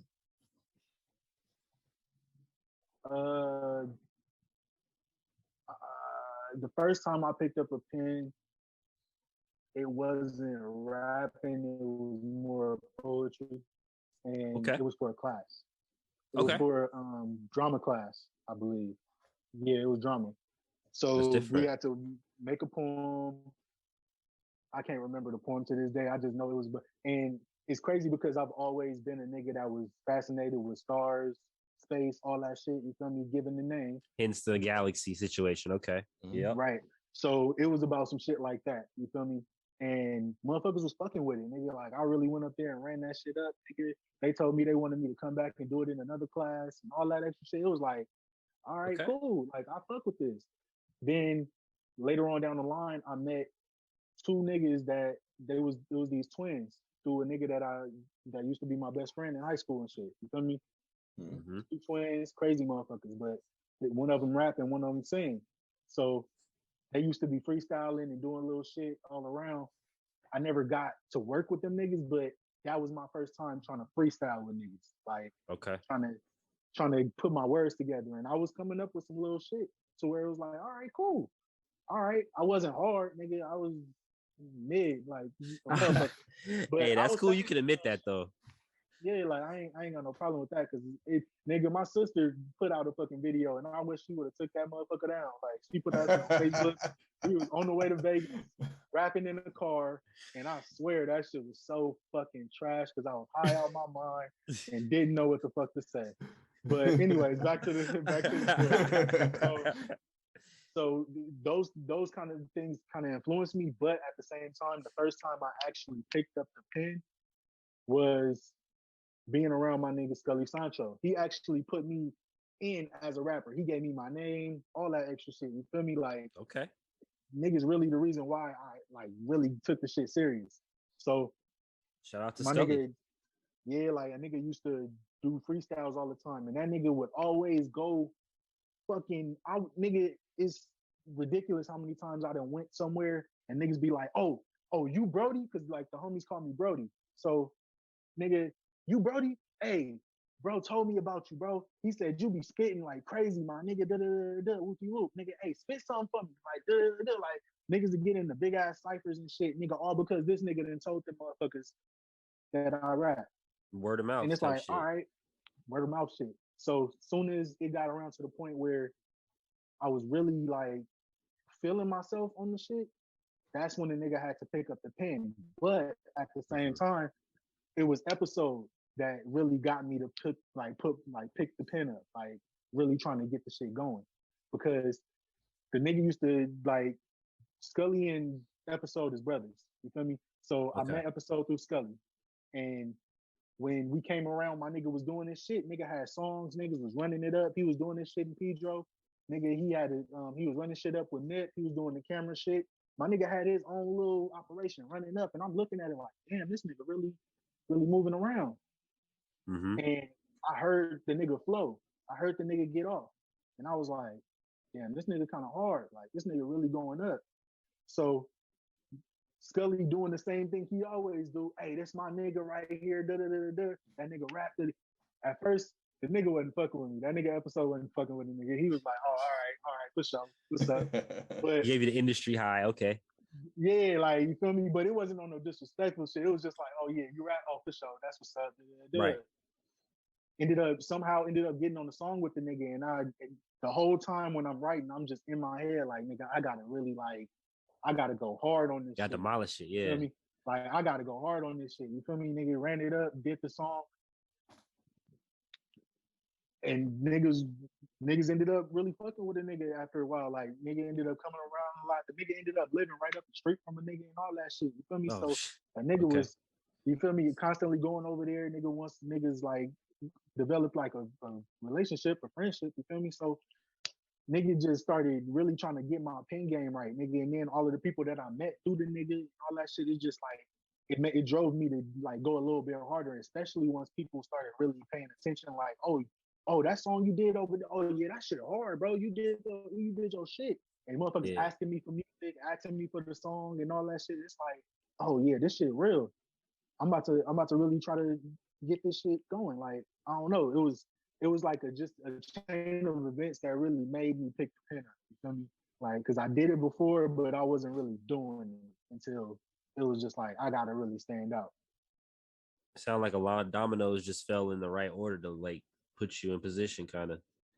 Plus, your homeboy really talking you up definitely puts a little fire under your ass, right? Because you can't be like, oh, I don't have nothing to say now. He just talked you up to everybody. You gotta spit something. Even if it's whack, nigga, you gotta just do it. You gotta try hard. You gotta sell it at least. On the real. Yeah. That's the main thing I was telling one of my little cousins, because he rap and he be trying to get his little game up, and he actually hard. But it's like a motherfucker to tell that nigga to rap, and that nigga be like, oh yeah, you can't be scared to rap if you're a rapper. You feel me? So it's like, but the nigga got some shit. You feel me? Like, I'm making a tape with the nigga. We gonna drop in like January, February. We trying to get that shit together, but nigga, hey, once you know where to send it when you drop that shit. You already know. Yeah, most definitely, it's coming straight to you. Slide it to Tay, slide it to one of us. Hey, you know I will, most definitely. So hey, it's just being able to get that shit off. Hey, you just dropped that freestyle. Was that for Limitless, right? You just dropped that for just because you ain't dropped, or is that leading up to something? Honestly, I just wanted to drop. Nigga, I felt like I was sitting a little too long. My last drop, I dropped 2 songs in like June or July, like, and that was 6 Rings and Ball. I dropped those, and then honestly, I had forgot I dropped the motherfuckers. I was like looking up, and I'm like, damn, nigga, I ain't dropped shit this year. I need to drop something. So niggas just went to the studio probably like a week before I dropped it. Like, so last week, yeah, like beginning of last week, went to the studio. I knocked that shit out. And then I was just like, you know what? I got something that it sound good. I can just run it up. Just throw that motherfucker out there. Nigga, just see what niggas say. See if niggas gravitate to it. Because I don't really be dropping freestyle songs like that. So I just wanted to do something. I wanted to give niggas something to listen to. You feel me? Let them see what I'm doing right now, at least, because I'm trying to work on my tape. I got different shit I'm working on right now. I got my tape on my way home. I got the tape that I'm doing with my cousin. I'm supposed to be doing the tape with EP. You feel me? I'm supposed to be doing another EP. You feel me? And then I'm supposed to be doing videos for all of that shit. So yeah, so you spinning a lot of plates right now, bruh. So I had to like slow down a little bit. So I'm just focusing on a little piece by piece. I'm only working on my way home right now, and the joint with my little cousin's past. So once those two's done, we can run some videos up, and it's on to the next. You feel me? Get some promo out, get the run going. And I'm moving on. You looking to drop like January, February? Yeah, it's gonna be a nice little project. Like probably like a good 7 to 8 songs, probably. Oh, word up. Okay. We looking for a quick little something. Safe to say, we got a lot of material coming. Oh yeah, most definitely. Definitely. That's what's up. That's at least 20 songs. On the real. But yeah, most definitely check out that feeling. That feeling freestyle, that shit hitting right now. Like I feel like I really stepped it up on that one. You feel me? It's not my best work, but I feel like I stepped it up just trying to get on some different shit. You feel me? Yeah, that was my first play listening to you. Yeah. Like, that was actually the first one I heard too. What was that? Honest opinion, what would y'all say? So my first listen, I never listened to you before, so it was like a different experience because I didn't know what to expect. So I was just like, all right, let me just listen to bro, see what he has. I was like, okay, all right, this is different. This is cool. And then that made me listen to the next shit. I was like, all right, I like this. Let me see what else he got. So now I kind of started going down the list to Ball into your other ones. I was like, okay, this nigga got something different. And I like that I couldn't tell where you were from your music. I couldn't pinpoint it like, oh, this nigga's from this hood or this nigga's from here or whatever. He sounds like this. So I was just kind of like intrigued. It was just like, huh, let me do some more research. And that's exactly what I want. That's exactly what I want. Okay. Well, Jay, mission accomplished for sure. Then. Agree, because that's definitely like part of my deep dive. Like you said, I played the first one. I'm like, okay, let's go to the next one. And I go by the songs, not the albums first. So I go by songs, you know what I'm saying? And fortunately with this whole process here, this allows us to listen to new music we've never listened to before. So, you know what I'm saying? It's just one of those things where I listen to the first one, I'm like, okay. And then you pull me in with the next one, pull me in with the next one. You know what I'm saying? So it just kept going. Solid. Appreciate that. I appreciate y'all even giving it the chance. You feel me? Mm-hmm. Hey man, like Black said, man, it's literally like we just try to listen to new shit because we're always talking about music anyways. And so you're like, why don't we just try to expand our horizons while we, talk about this shit? And the sniper man Tay over here happens to know a lot of niggas that do good music. So, he brought you on. Well, he threw you in the group chat and then we listened to your shit. We're all like, yeah, it's a go. Sign him up. Shit. So yeah, we respect your time coming through and everything. Just like, you said, we respect the platform. You gave us something to listen to, my dog. So thank you for that. That's probably the biggest thing for us, man. Giving us some actual music that we fuck with for real. You know what I'm saying? Giving us new artists. And the visuals too. You got videos too. So don't sleep. Most def. And there's more to come. You feel me? It ain't enough. You feel me? It's more to come. Absolutely. Hey, it's good that you feel that way because first you get your nice little feeling of buzz. You start, okay, I'm doing this. And niggas kind of like cool off. But you said, dog, like I gotta put out more shit. I ain't dropped in a while. That's the right attitude to have, man. As an independent artist, anyways. On everything. On the real. That's just part of the learning process. I learned consistency is the main thing that's gonna keep niggas paying attention. Once you dip off, nigga, out of sight, out of mind, niggas ain't really gonna care. Absolutely. Yeah, that's it. Because there's so many damn rappers now. Like, if you don't have your own little wave and you just really, really riding it like that, you gotta consistently drop. Definitely. Definitely. Get forgotten. Absolutely. Shit, man. Well, we definitely look forward to you doing some more shit. We definitely look forward to having you back when you do drop some other shit. Hell we can talk about it for sure. Most definitely. I'm coming back. As soon as you drop. Most definitely. Shit, nigga. Hey, I'm gonna tap y'all in. You told me to send you some stuff, nigga. My boy Episode got some shit. Nigga, $1 Million Mind Frame, nigga going crazy. My nigga Okay. Molly Good, LA After Dark, you feel me? My nigga Scully Sancho, he coming with Big Skull Stepper, you feel me? Like we got some shit coming, and I got some shit with Tay Man. We got some shit that we was in there working on. Hey, I was Feel gonna me? ask when It's some that Tay shit Man that we feature both was on. coming. Okay. Hey, nigga, Tay Man be in there burning the booth up, my nigga. I be having to let that shit chill out sometimes. You feel me? Don't hype this man up. Don't hype this He a man up. sniper. Tay a sniper, man. He a Renaissance Hey, nigga I'm for sure. telling you, bro, that little dude, man, my nigga be going crazy. We gonna work on some more shit though, man. We gonna get it in. I need you to come back to another 12. Feel me? Yeah, I'm gonna tap in with you. I'm gonna tap in with you after this. Most definitely, we Man, gonna get I'm that gonna have shit to rocking. stay. I'm gonna have to stay tuned in too, man. I might want to slide to a 12 too, man. Hey, Get it you active. welcome, my nigga. You most definitely welcome. I'm trying to hear some of them beats. I'll bring some potpourri Absolutely. and we'll play some beats. It'll be good. Most definitely. Potpourri? Did you say you bring potpourri? Yeah, man. The cabbage. Yes, sir. That nigga said potpourri. Potpourri. I did. I ain't trying to smoke no spice, nigga. That's my lingo for it, son. One question I always ask everybody that I didn't quite get around to asking you, you know, with the end of, well, I wouldn't say it's the end, but we're finally getting to a point where shit kind of opening up and shit like that. You got any shows coming up or any things you doing like that? Oh yeah, that's right. I'm trying to get this shit together for a show. Trying to get the shit rocking. Honestly, it's been a little bit slow with the shows. You feel me? My last show was in North Carolina. I could have did another one in South Carolina, but it didn't really work out like that. But niggas just trying to get the networking in. You feel me? Get with the right people. Honestly, niggas is trying to like really work on some shit to where we can set up our own shit. You feel me? Like you got Rolling Loud, you got Coachella, you got all of these Winterfest, Summerfest, all this extra bullshit. You feel me? But I wanna really just put together something for the city. You feel me? Like, it ain't gotta be the main niggas. If we can get some main niggas and that budget come in to where we can pass that money off and we can get the big name in, we can do that. But it's gonna be mainly the young niggas. It's the niggas that's really trying to run it up. You feel me? We trying to. It's gonna be the squad. And we gonna try and run it up. We trying to do something big for the city. You feel me? So we trying to get with DJs. We trying to get with all of it. You feel me? You trying to put the groundwork in. You feel me? So I'm gonna end up tapping in with y'all niggas on that shit once that shit get together. Oh yeah, please do, because come to the. That's also on the XCI radio checklist too. I was gonna say we just talked about that yesterday. Yeah, get some live events going.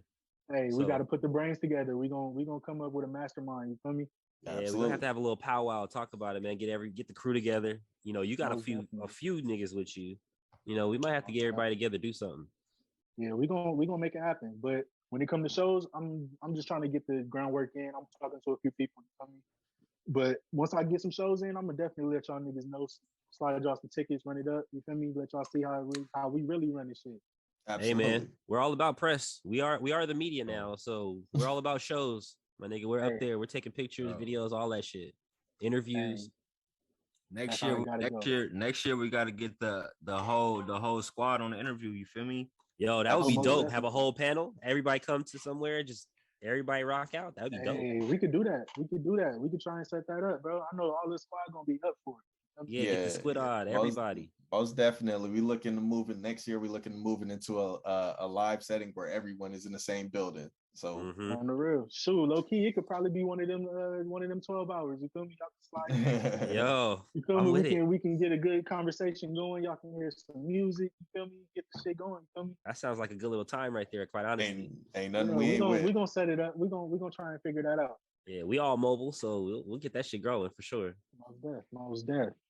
Yeah, for sure, man. Well, I want to thank you for your time. I want to thank you for coming through for real. You know, fuck yeah, Galaxy. We appreciate you, bro. We appreciate you. It's an honor, bro. It's an honor. I appreciate y'all.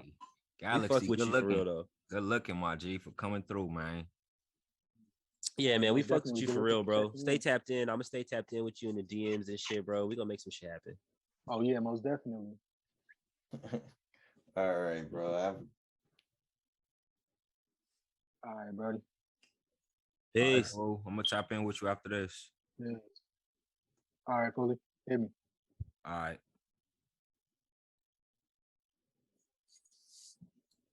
Another solid interview in the tank.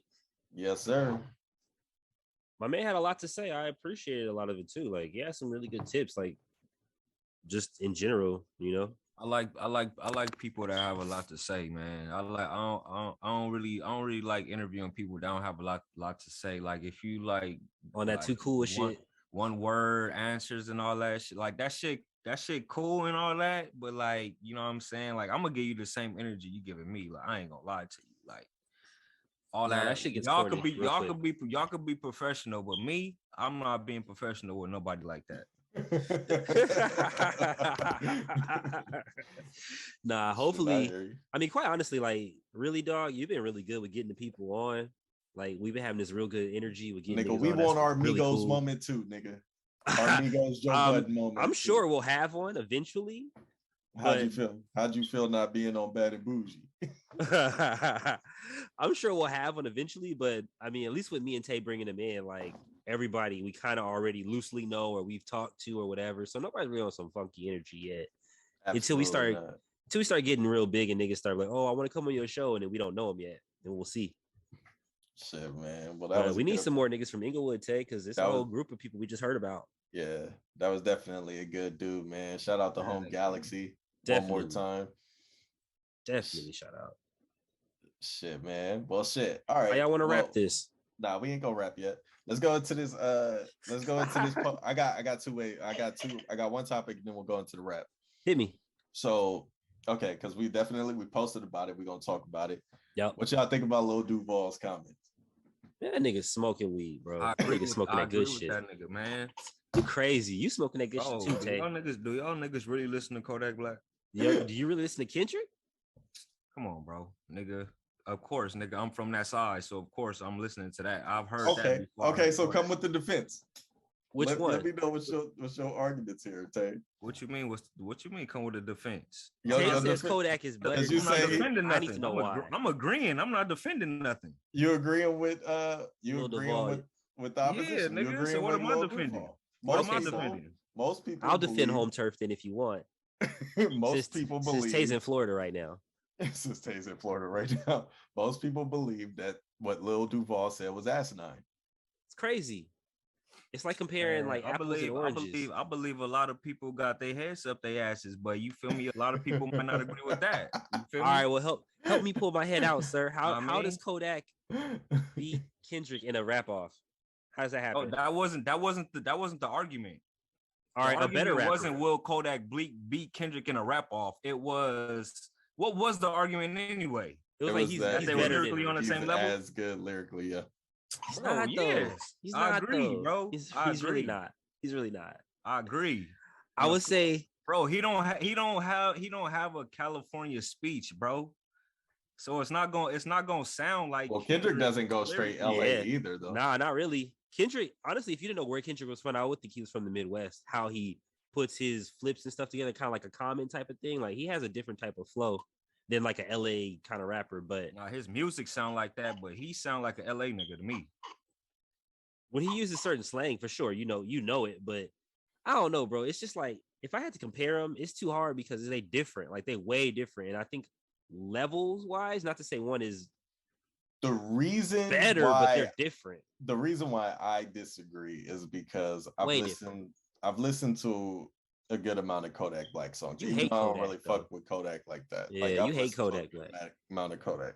The reason why I disagree is that there's levels to what Kendrick does in his lyrics. So like he breaks them down. He breaks down lyrics by syllables for real. Yeah, like exactly. That's what I'm saying. There are songs where he literally goes into syllable rhyming.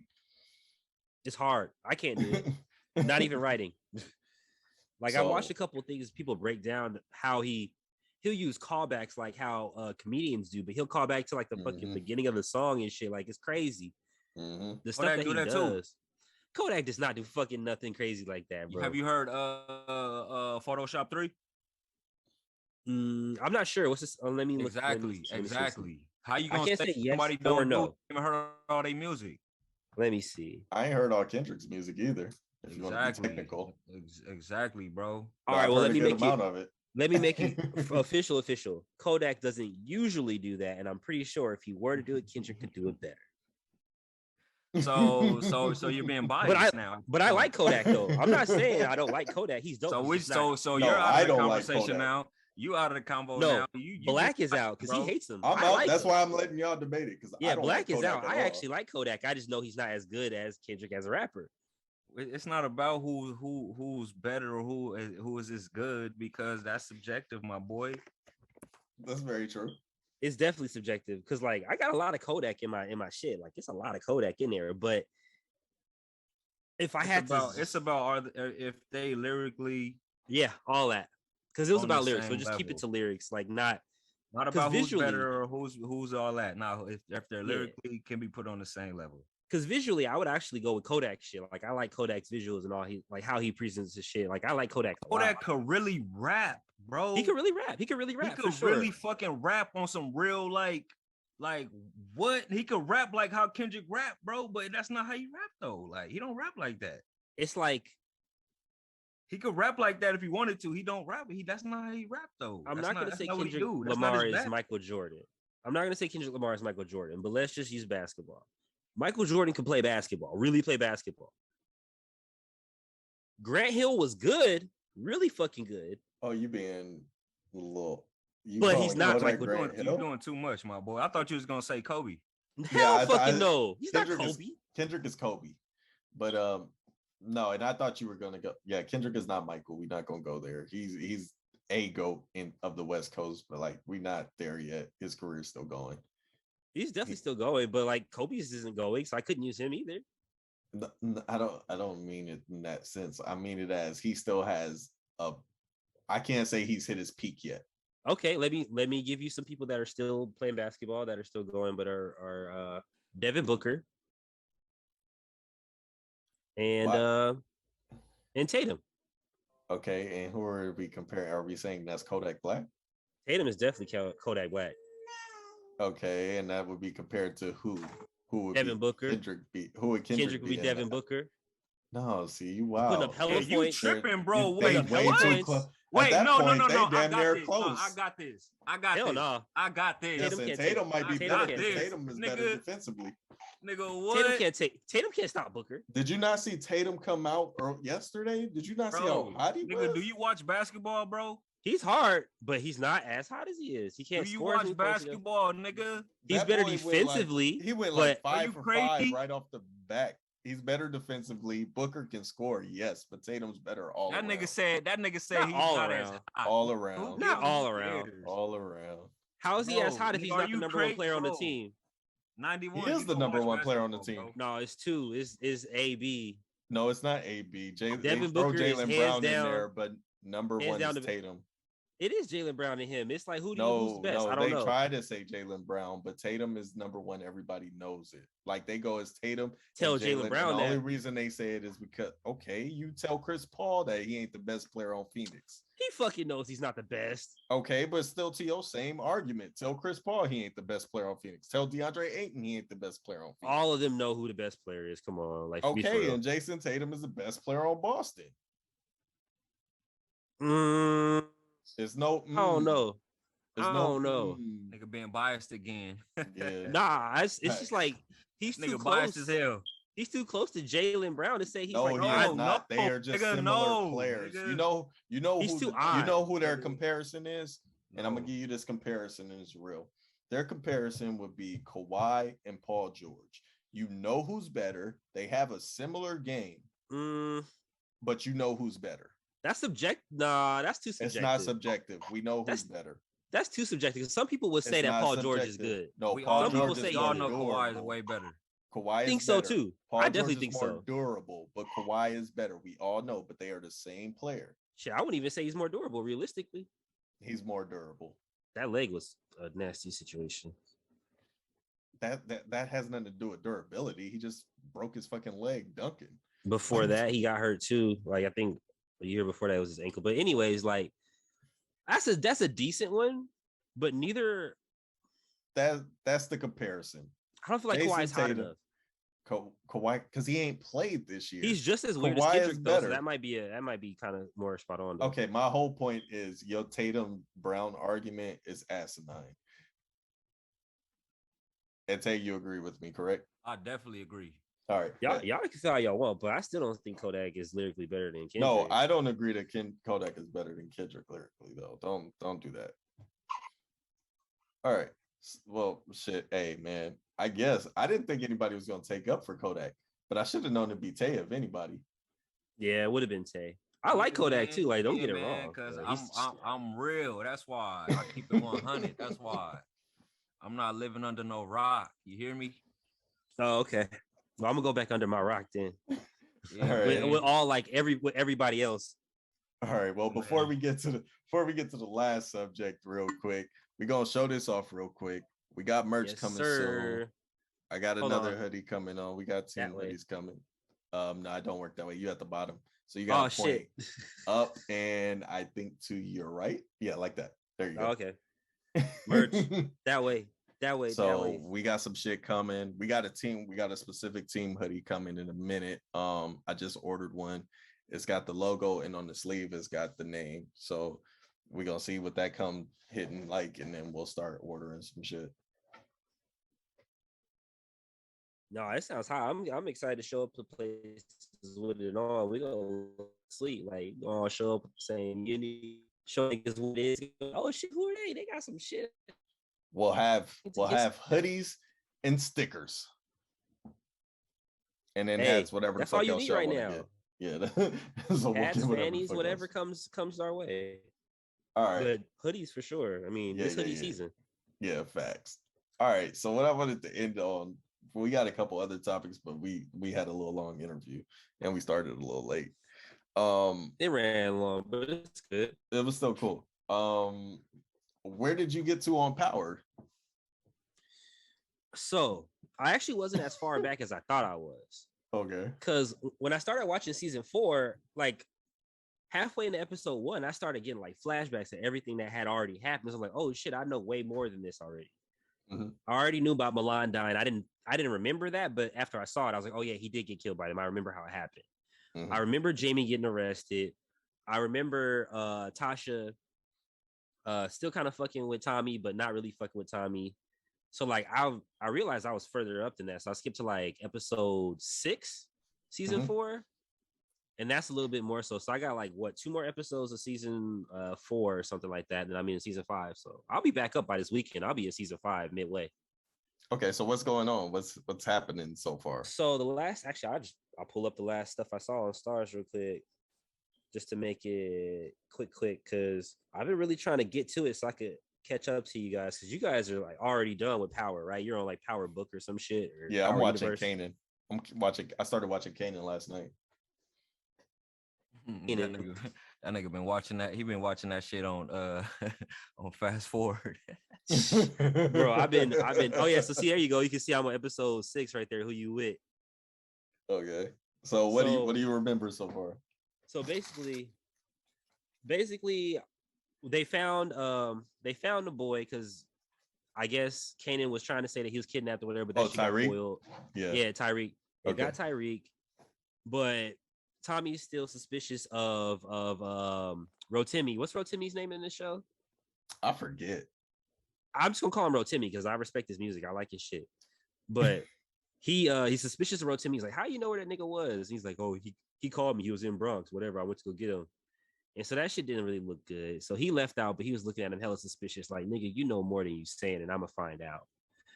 And that's kind of where I left off. Like, they just dropped the kid back off. He told his mom, like, oh, I was playing with my boy. You know, I fell asleep because we were drinking. And he's like, well, Tommy asked him, whose arm was that? Because he knew whose arm it was, but he's trying to get him to say some shit. I know where you are. I know where you are. You at the part where my friend Uncle's arm. Kanan just started really fucking with them. Yeah, because Ghost got arrested. I forgot to say that. I should start off with that. Ghost just got arrested. Yeah, so Kanan now doing his shit on the streets while Ghost is locked. Mm-hmm. So that's really where I'm at. That's really where I'm at. So, you know, of course, Tasha and Angela having a little beef, which is hilarious because your wife and your side, whatever you want to call Angela, is never supposed to meet and never supposed to have that kind of friction, because that'll get you put in jail like it did Jamie St. Patrick. So that's a good lesson for you guys right there. Never have a side piece, especially when that's a federal agent and you're doing dirt. That's a federal agent. Yo, the whole story behind that is wild. It's really kind of silly though. It's kind of lazy writing. I'm not gonna front. It's a But little lazy in the fact that he sees his long high school love or whatever in the club randomly, and he's like, "Oh, I'm gonna fuck up everything I have right here for her," and you don't even know shit about her now or nothing. Like, come on, Jamie, you're a businessman, man. But now you got to listen to how they left off though. That's why he still feel the way he feel. Yeah. That story, you know, like was like what could have been type of shit, but like you gonna risk, what you have right now or what could have been. Shit, You crazy. I mean, shit. My hey, man. Hey, never know. Hey, man. Hey, and not to say she's not pretty or nothing, but you financially stable, bro. You got businesses, bro. You good, nigga. You ain't finna try to see what life could have been, man. That nigga is not financially stable, as you've seen. Oh yeah, it kind of like started taken. Yeah. His shit started to dwindle. His business is starting to take because he started to get leaned on by niggas. He's getting leaned on by Milan. He's getting leaned on by the government. You start having to pay lawyer fees, nigga. You're not financially stable. That's the one thing where niggas get fucked up. You think you own a business and it's doing good. You think you're financially stable, but he's not even wealthy realistically because he got high ass rent in New York. He got high ass rent in New York. He's just rich. He's not wealthy. My biggest problem with the whole series and this shit was from the start. And it was the fact that Tasha did not want this nigga to do better with his life. She wanted that nigga to stay a drug dealer. That's how it be, though. That is the most power shit ever, dog. He was like, yo, we made all this money. I'm about to start putting money in legit businesses and we can go legit. We can do this for real. I married you because you could be the biggest dope dealer in New York. Bro, it's the same thing in The Wire. Sit your ass down. Yes, it's television though, nigga. But it's Avon Barksdale and motherfucking from The Wire. It's the same thing. Yeah, one person wants to go legit. One person can't separate the street from legit, and it gets fucked up. Yeah, but I'm saying, nigga, that's because it's television. Most people in real life be like, yeah, we can't do this shit forever.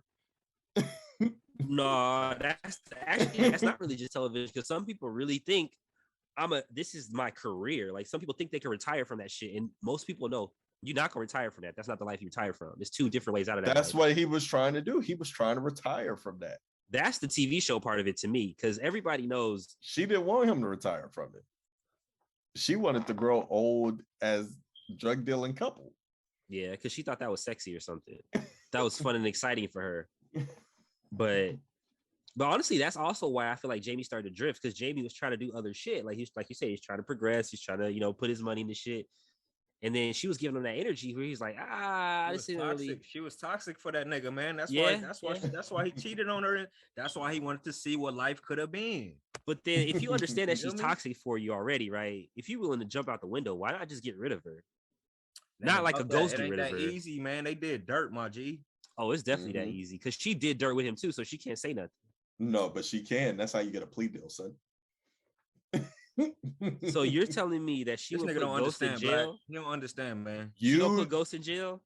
That was his whole worry. Like at the end of the day, she knows too much. So if I scorn her too much, she didn't do much of anything. She's messed up, but she knows all the skeletons in my closet. So if she gets pissed off enough, she can go to the feds, say, I'm implicit in this and this and that, but I'll take the deal and you can get him and do this. But so how does cheating on her, embarrassing her, letting her find out about you cheating on her not do that? Like you literally just did what you didn't want to do. Because at the end of the day, it's power. I mean, I'm just saying, like, he really, realistically, on some real shit, like, he could have made her real comfortable. He had enough money to do that. Make her real comfortable, divorce her, make sure she's taken care of, respectfully move on, and she won't have nothing to do with you. She won't be trying to kill your ass. But now you made her mad, she gonna tell on you. Depend on the woman. Hey, it definitely does depend on the woman, but it's better taking that route, trying to make it work and make her comfortable, than fucking just being out here on your ass and now you in jail. And then you got to rely on her to bail you out. You got to rely on her to keep it tight while you in jail. She don't even like your ass. Like, that's a fucked up situation. She could snitch on him at any point right now. Mm-hmm. Again, what Black said, that's power. No, it's a good show. It's good. We talking about it years later. So that's for sure power for your ass. I just feel like they could have wrote it a little bit more intriguing, maybe because it got like I think the reason I stopped watching because it got lazy for me to write it. That's the one thing about it, right? Like in Yeah. all of the series, for the most part, except for BMF, like obviously the stories are like super far-fetched. Some of the stuff they be doing in there just be super extra, but it's still entertaining. So at the end of the day, all you well, gotta like do Kanan is being say, fireproof. so at the end of the day, all you gotta do is say, man, power being power. Yeah, I guess, but I just don't want it to be too corny where it's like Fast and Furious. You know what it is for me though. Oh, you haven't got the Ghost yet. Like for me, how I see it, bro, it's like the DC universe and shit like that, bro. It's like it's not supposed to be real or seem real. Like it's a universe, bro. Like it's supposed to be like comical, bro. Like comic bookish, bro. You feel me? Okay, so when you look at it like that and you take the realistic like gravity out of it and you give it its own little like flight plan, like you say, and okay, I can see some more shit flying, and I probably would like to enjoy it a little bit more if I'm stop thinking like, about it's it not logically. Reality TV, bro. Like take the logic out of it. But it's like, come on, bro. It's like too much shit happens. Like I feel like the whole time I'm just waiting for Tommy to go off the handle because that nigga's a flight risk and a half on that coke. Like I'm surprised he didn't. Yeah, okay, you put your hands up. I feel like something's gonna happen. I don't know, but a lot of things gonna happen. Tommy is a flight risk. For sure. I don't know. Jamie didn't build his. If he really wanted to stay a kingpin or whatever he wanted to do, he really didn't put the adequate people around him to make him comfortable. He did. What happened was he put the right people around him. What Tasha happened is got something on you, so you got to keep her around. Well, no, Tommy he had Tasha around him before he decided that, or before she walked into the club. If she doesn't walk into the club, they still have the same dynamic. Tommy, the only reason why he was getting over that shit. That's why she caught his eye. No. She caught his eye because it was Angela. It's a difference. And then all of a sudden, his passion kind of starts slipping and going out the window.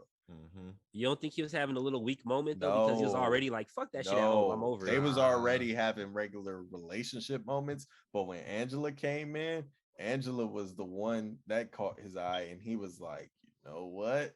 Maybe I missed out on something." But he was still like they set it up in the series to where like he was in a passionate, loving relationship like the first couple episodes. Or the first episode, because I think Angela came in the first episode. She came out like I think the first or second. First or second one. But before you see Angela, you see like him and his wife feeling like they in love. And then as soon as she comes in, that's when shit starts to turn. So you think Angela's a catalyst? Absolutely. I feel like she's just a magnifying glass, quite honestly. Even with that, his relationship with Tommy only started to fade once Tommy found out about Angela. Yeah. I feel like she's just a magnifying glass as well, because Tommy was always going to be Tommy. Tommy only ratcheted up who Tommy was because she came around, like you said, but Tommy was always Tommy. Eventually, he was going to be. Was trying to warn this nigga about certain shit. I'm not saying he was wrong. Wasn't listening. I'm not saying he was wrong, because Jamie was definitely ass wrong in a lot of things he's doing. Tommy was right, but the way Tommy goes about stuff is not going to last you a long time. You're wrong. Yeah, I mean, my bad. You're right. But the thing is, Tommy doesn't do that. And Tommy knows he doesn't do that if Ghost is still there with him. And the reason why Ghost isn't still there with him is because of Angela. Well, also because he wants to retire too, because Tommy is the same person, just like his wife, who wants to keep him in the game. Yeah, no, he probably could have got away with that more so often. But the problem was like, once he decided he wanted to be legit, and then Angela comes in the picture, and now he really wants to be legit, so he doesn't have to do that, and he can live with her in a good relationship, because obviously knowing that she's in the FBI, like I can't be dealing drugs and my future wife is in the FBI, like I can't do that. So then once you start to know, like, yo, Angela, like there was no turning back. I mean, he realistically should have cut it off when he found out what he found out. Like Tommy said, I agree with you guys on that one, but that's where Jamie fucked up, and that's, I guess, where power is. Power is power. Power is power. Pussy is power. If you're an idiot, yeah, I guess so. Because that pussy got you locked up in jail, got you accused of killing Hey her man, new hey, how Oh, many semi please. dude. Hey man, hey man, hey man. I'm sorry to tell you, but it's Power. It's plenty of seasons. Don't act like you don't know this nigga ain't getting out. I don't know yet. I haven't seen it. Well, apparently he gets out because he dies. You told me, but I don't know. Let's not I'm act just like riding we the don't. wave. Let's not act like we don't know this nigga's getting out. This is a TV show. I'm catching up. So I mean, you told me he died. He could die in jail. He could have I died. don't think he does, but Nigga. Yeah, and I still don't know how you didn't know he didn't die. He died. Like that shit was like the big Tay. Tell me am I wrong? Like that was the poster for the last season. I don't know how I didn't know either. I think because I wasn't paying attention to it because I was having a child. Like I was out of the loop. I didn't give a fuck. Because like honestly, I fell off like season 4. That was 4 years ago. Well, shit, nigga. All right. Well, we'll catch up and see where you at next week. Cause Yeah, I'm on it though. I'm back you still got a little bit to go. And yeah, like they said, that pussy got power. That's gonna be the closer. Oh, well, I mean, actually, I will say to you, it does get way more ratcheted up if you think niggas is beefing now. Okay. Even more than they were beefing with Milan, because that was pretty good. If you think niggas is beefing now. Okay. And what me and Tay said, when you get to that point, what me and Tay said is just it's going to prove a further point. What's that point? Power is power. Power is power and pussy is power. Okay. Oh, yeah, you're gonna see. Yeah, you're gonna see both of those points. Nah, I can't even front on you. All the biggest wars were fought over probably pussy or power or both. So I mean, y'all right. This TV show ain't nothing different. But when we talk about power, we ain't talking about in the context of like we fighting to over something. We talking about just the series Power. Mm-hmm. Power is power. Yeah. So yeah, you're gonna have those elements, and then you're gonna have the elements of the vagina getting in the way. Yep. Well, I'm gonna get into it. By the time we talk again, I probably should be halfway through season 5. So is pussy power like powerful, or is pussy power like the TV show? Both. Maybe that's up to me to figure out. That's up to me to figure out by season 6, I guess. Oh shit! All right, John. Well, shit. That was fun. We got some topics saved on, but we could talk about them next week, or we don't have to. It really doesn't matter. Nah, we'll talk about them next week. We got some good shit to talk about. We just went long. Yeah, it was fun. We had fun. We was fucking around. Yeah, but all right, we gonna get out to this the freestyle we actually was talking about. So we're gonna get out to this. Yeah, play that for the people. Freestyle by Home Galaxy. Yes, sir. Peace out, y'all. 91 Radio. Yes, sir. And if you on your way home from work, you know what I'm saying, or you getting some head right now, you can feel me. Ride out to this Home Galaxy. You feel me? Yes. Tay, you crazy, my guy. You crazy. It's called feeling for a reason. All right.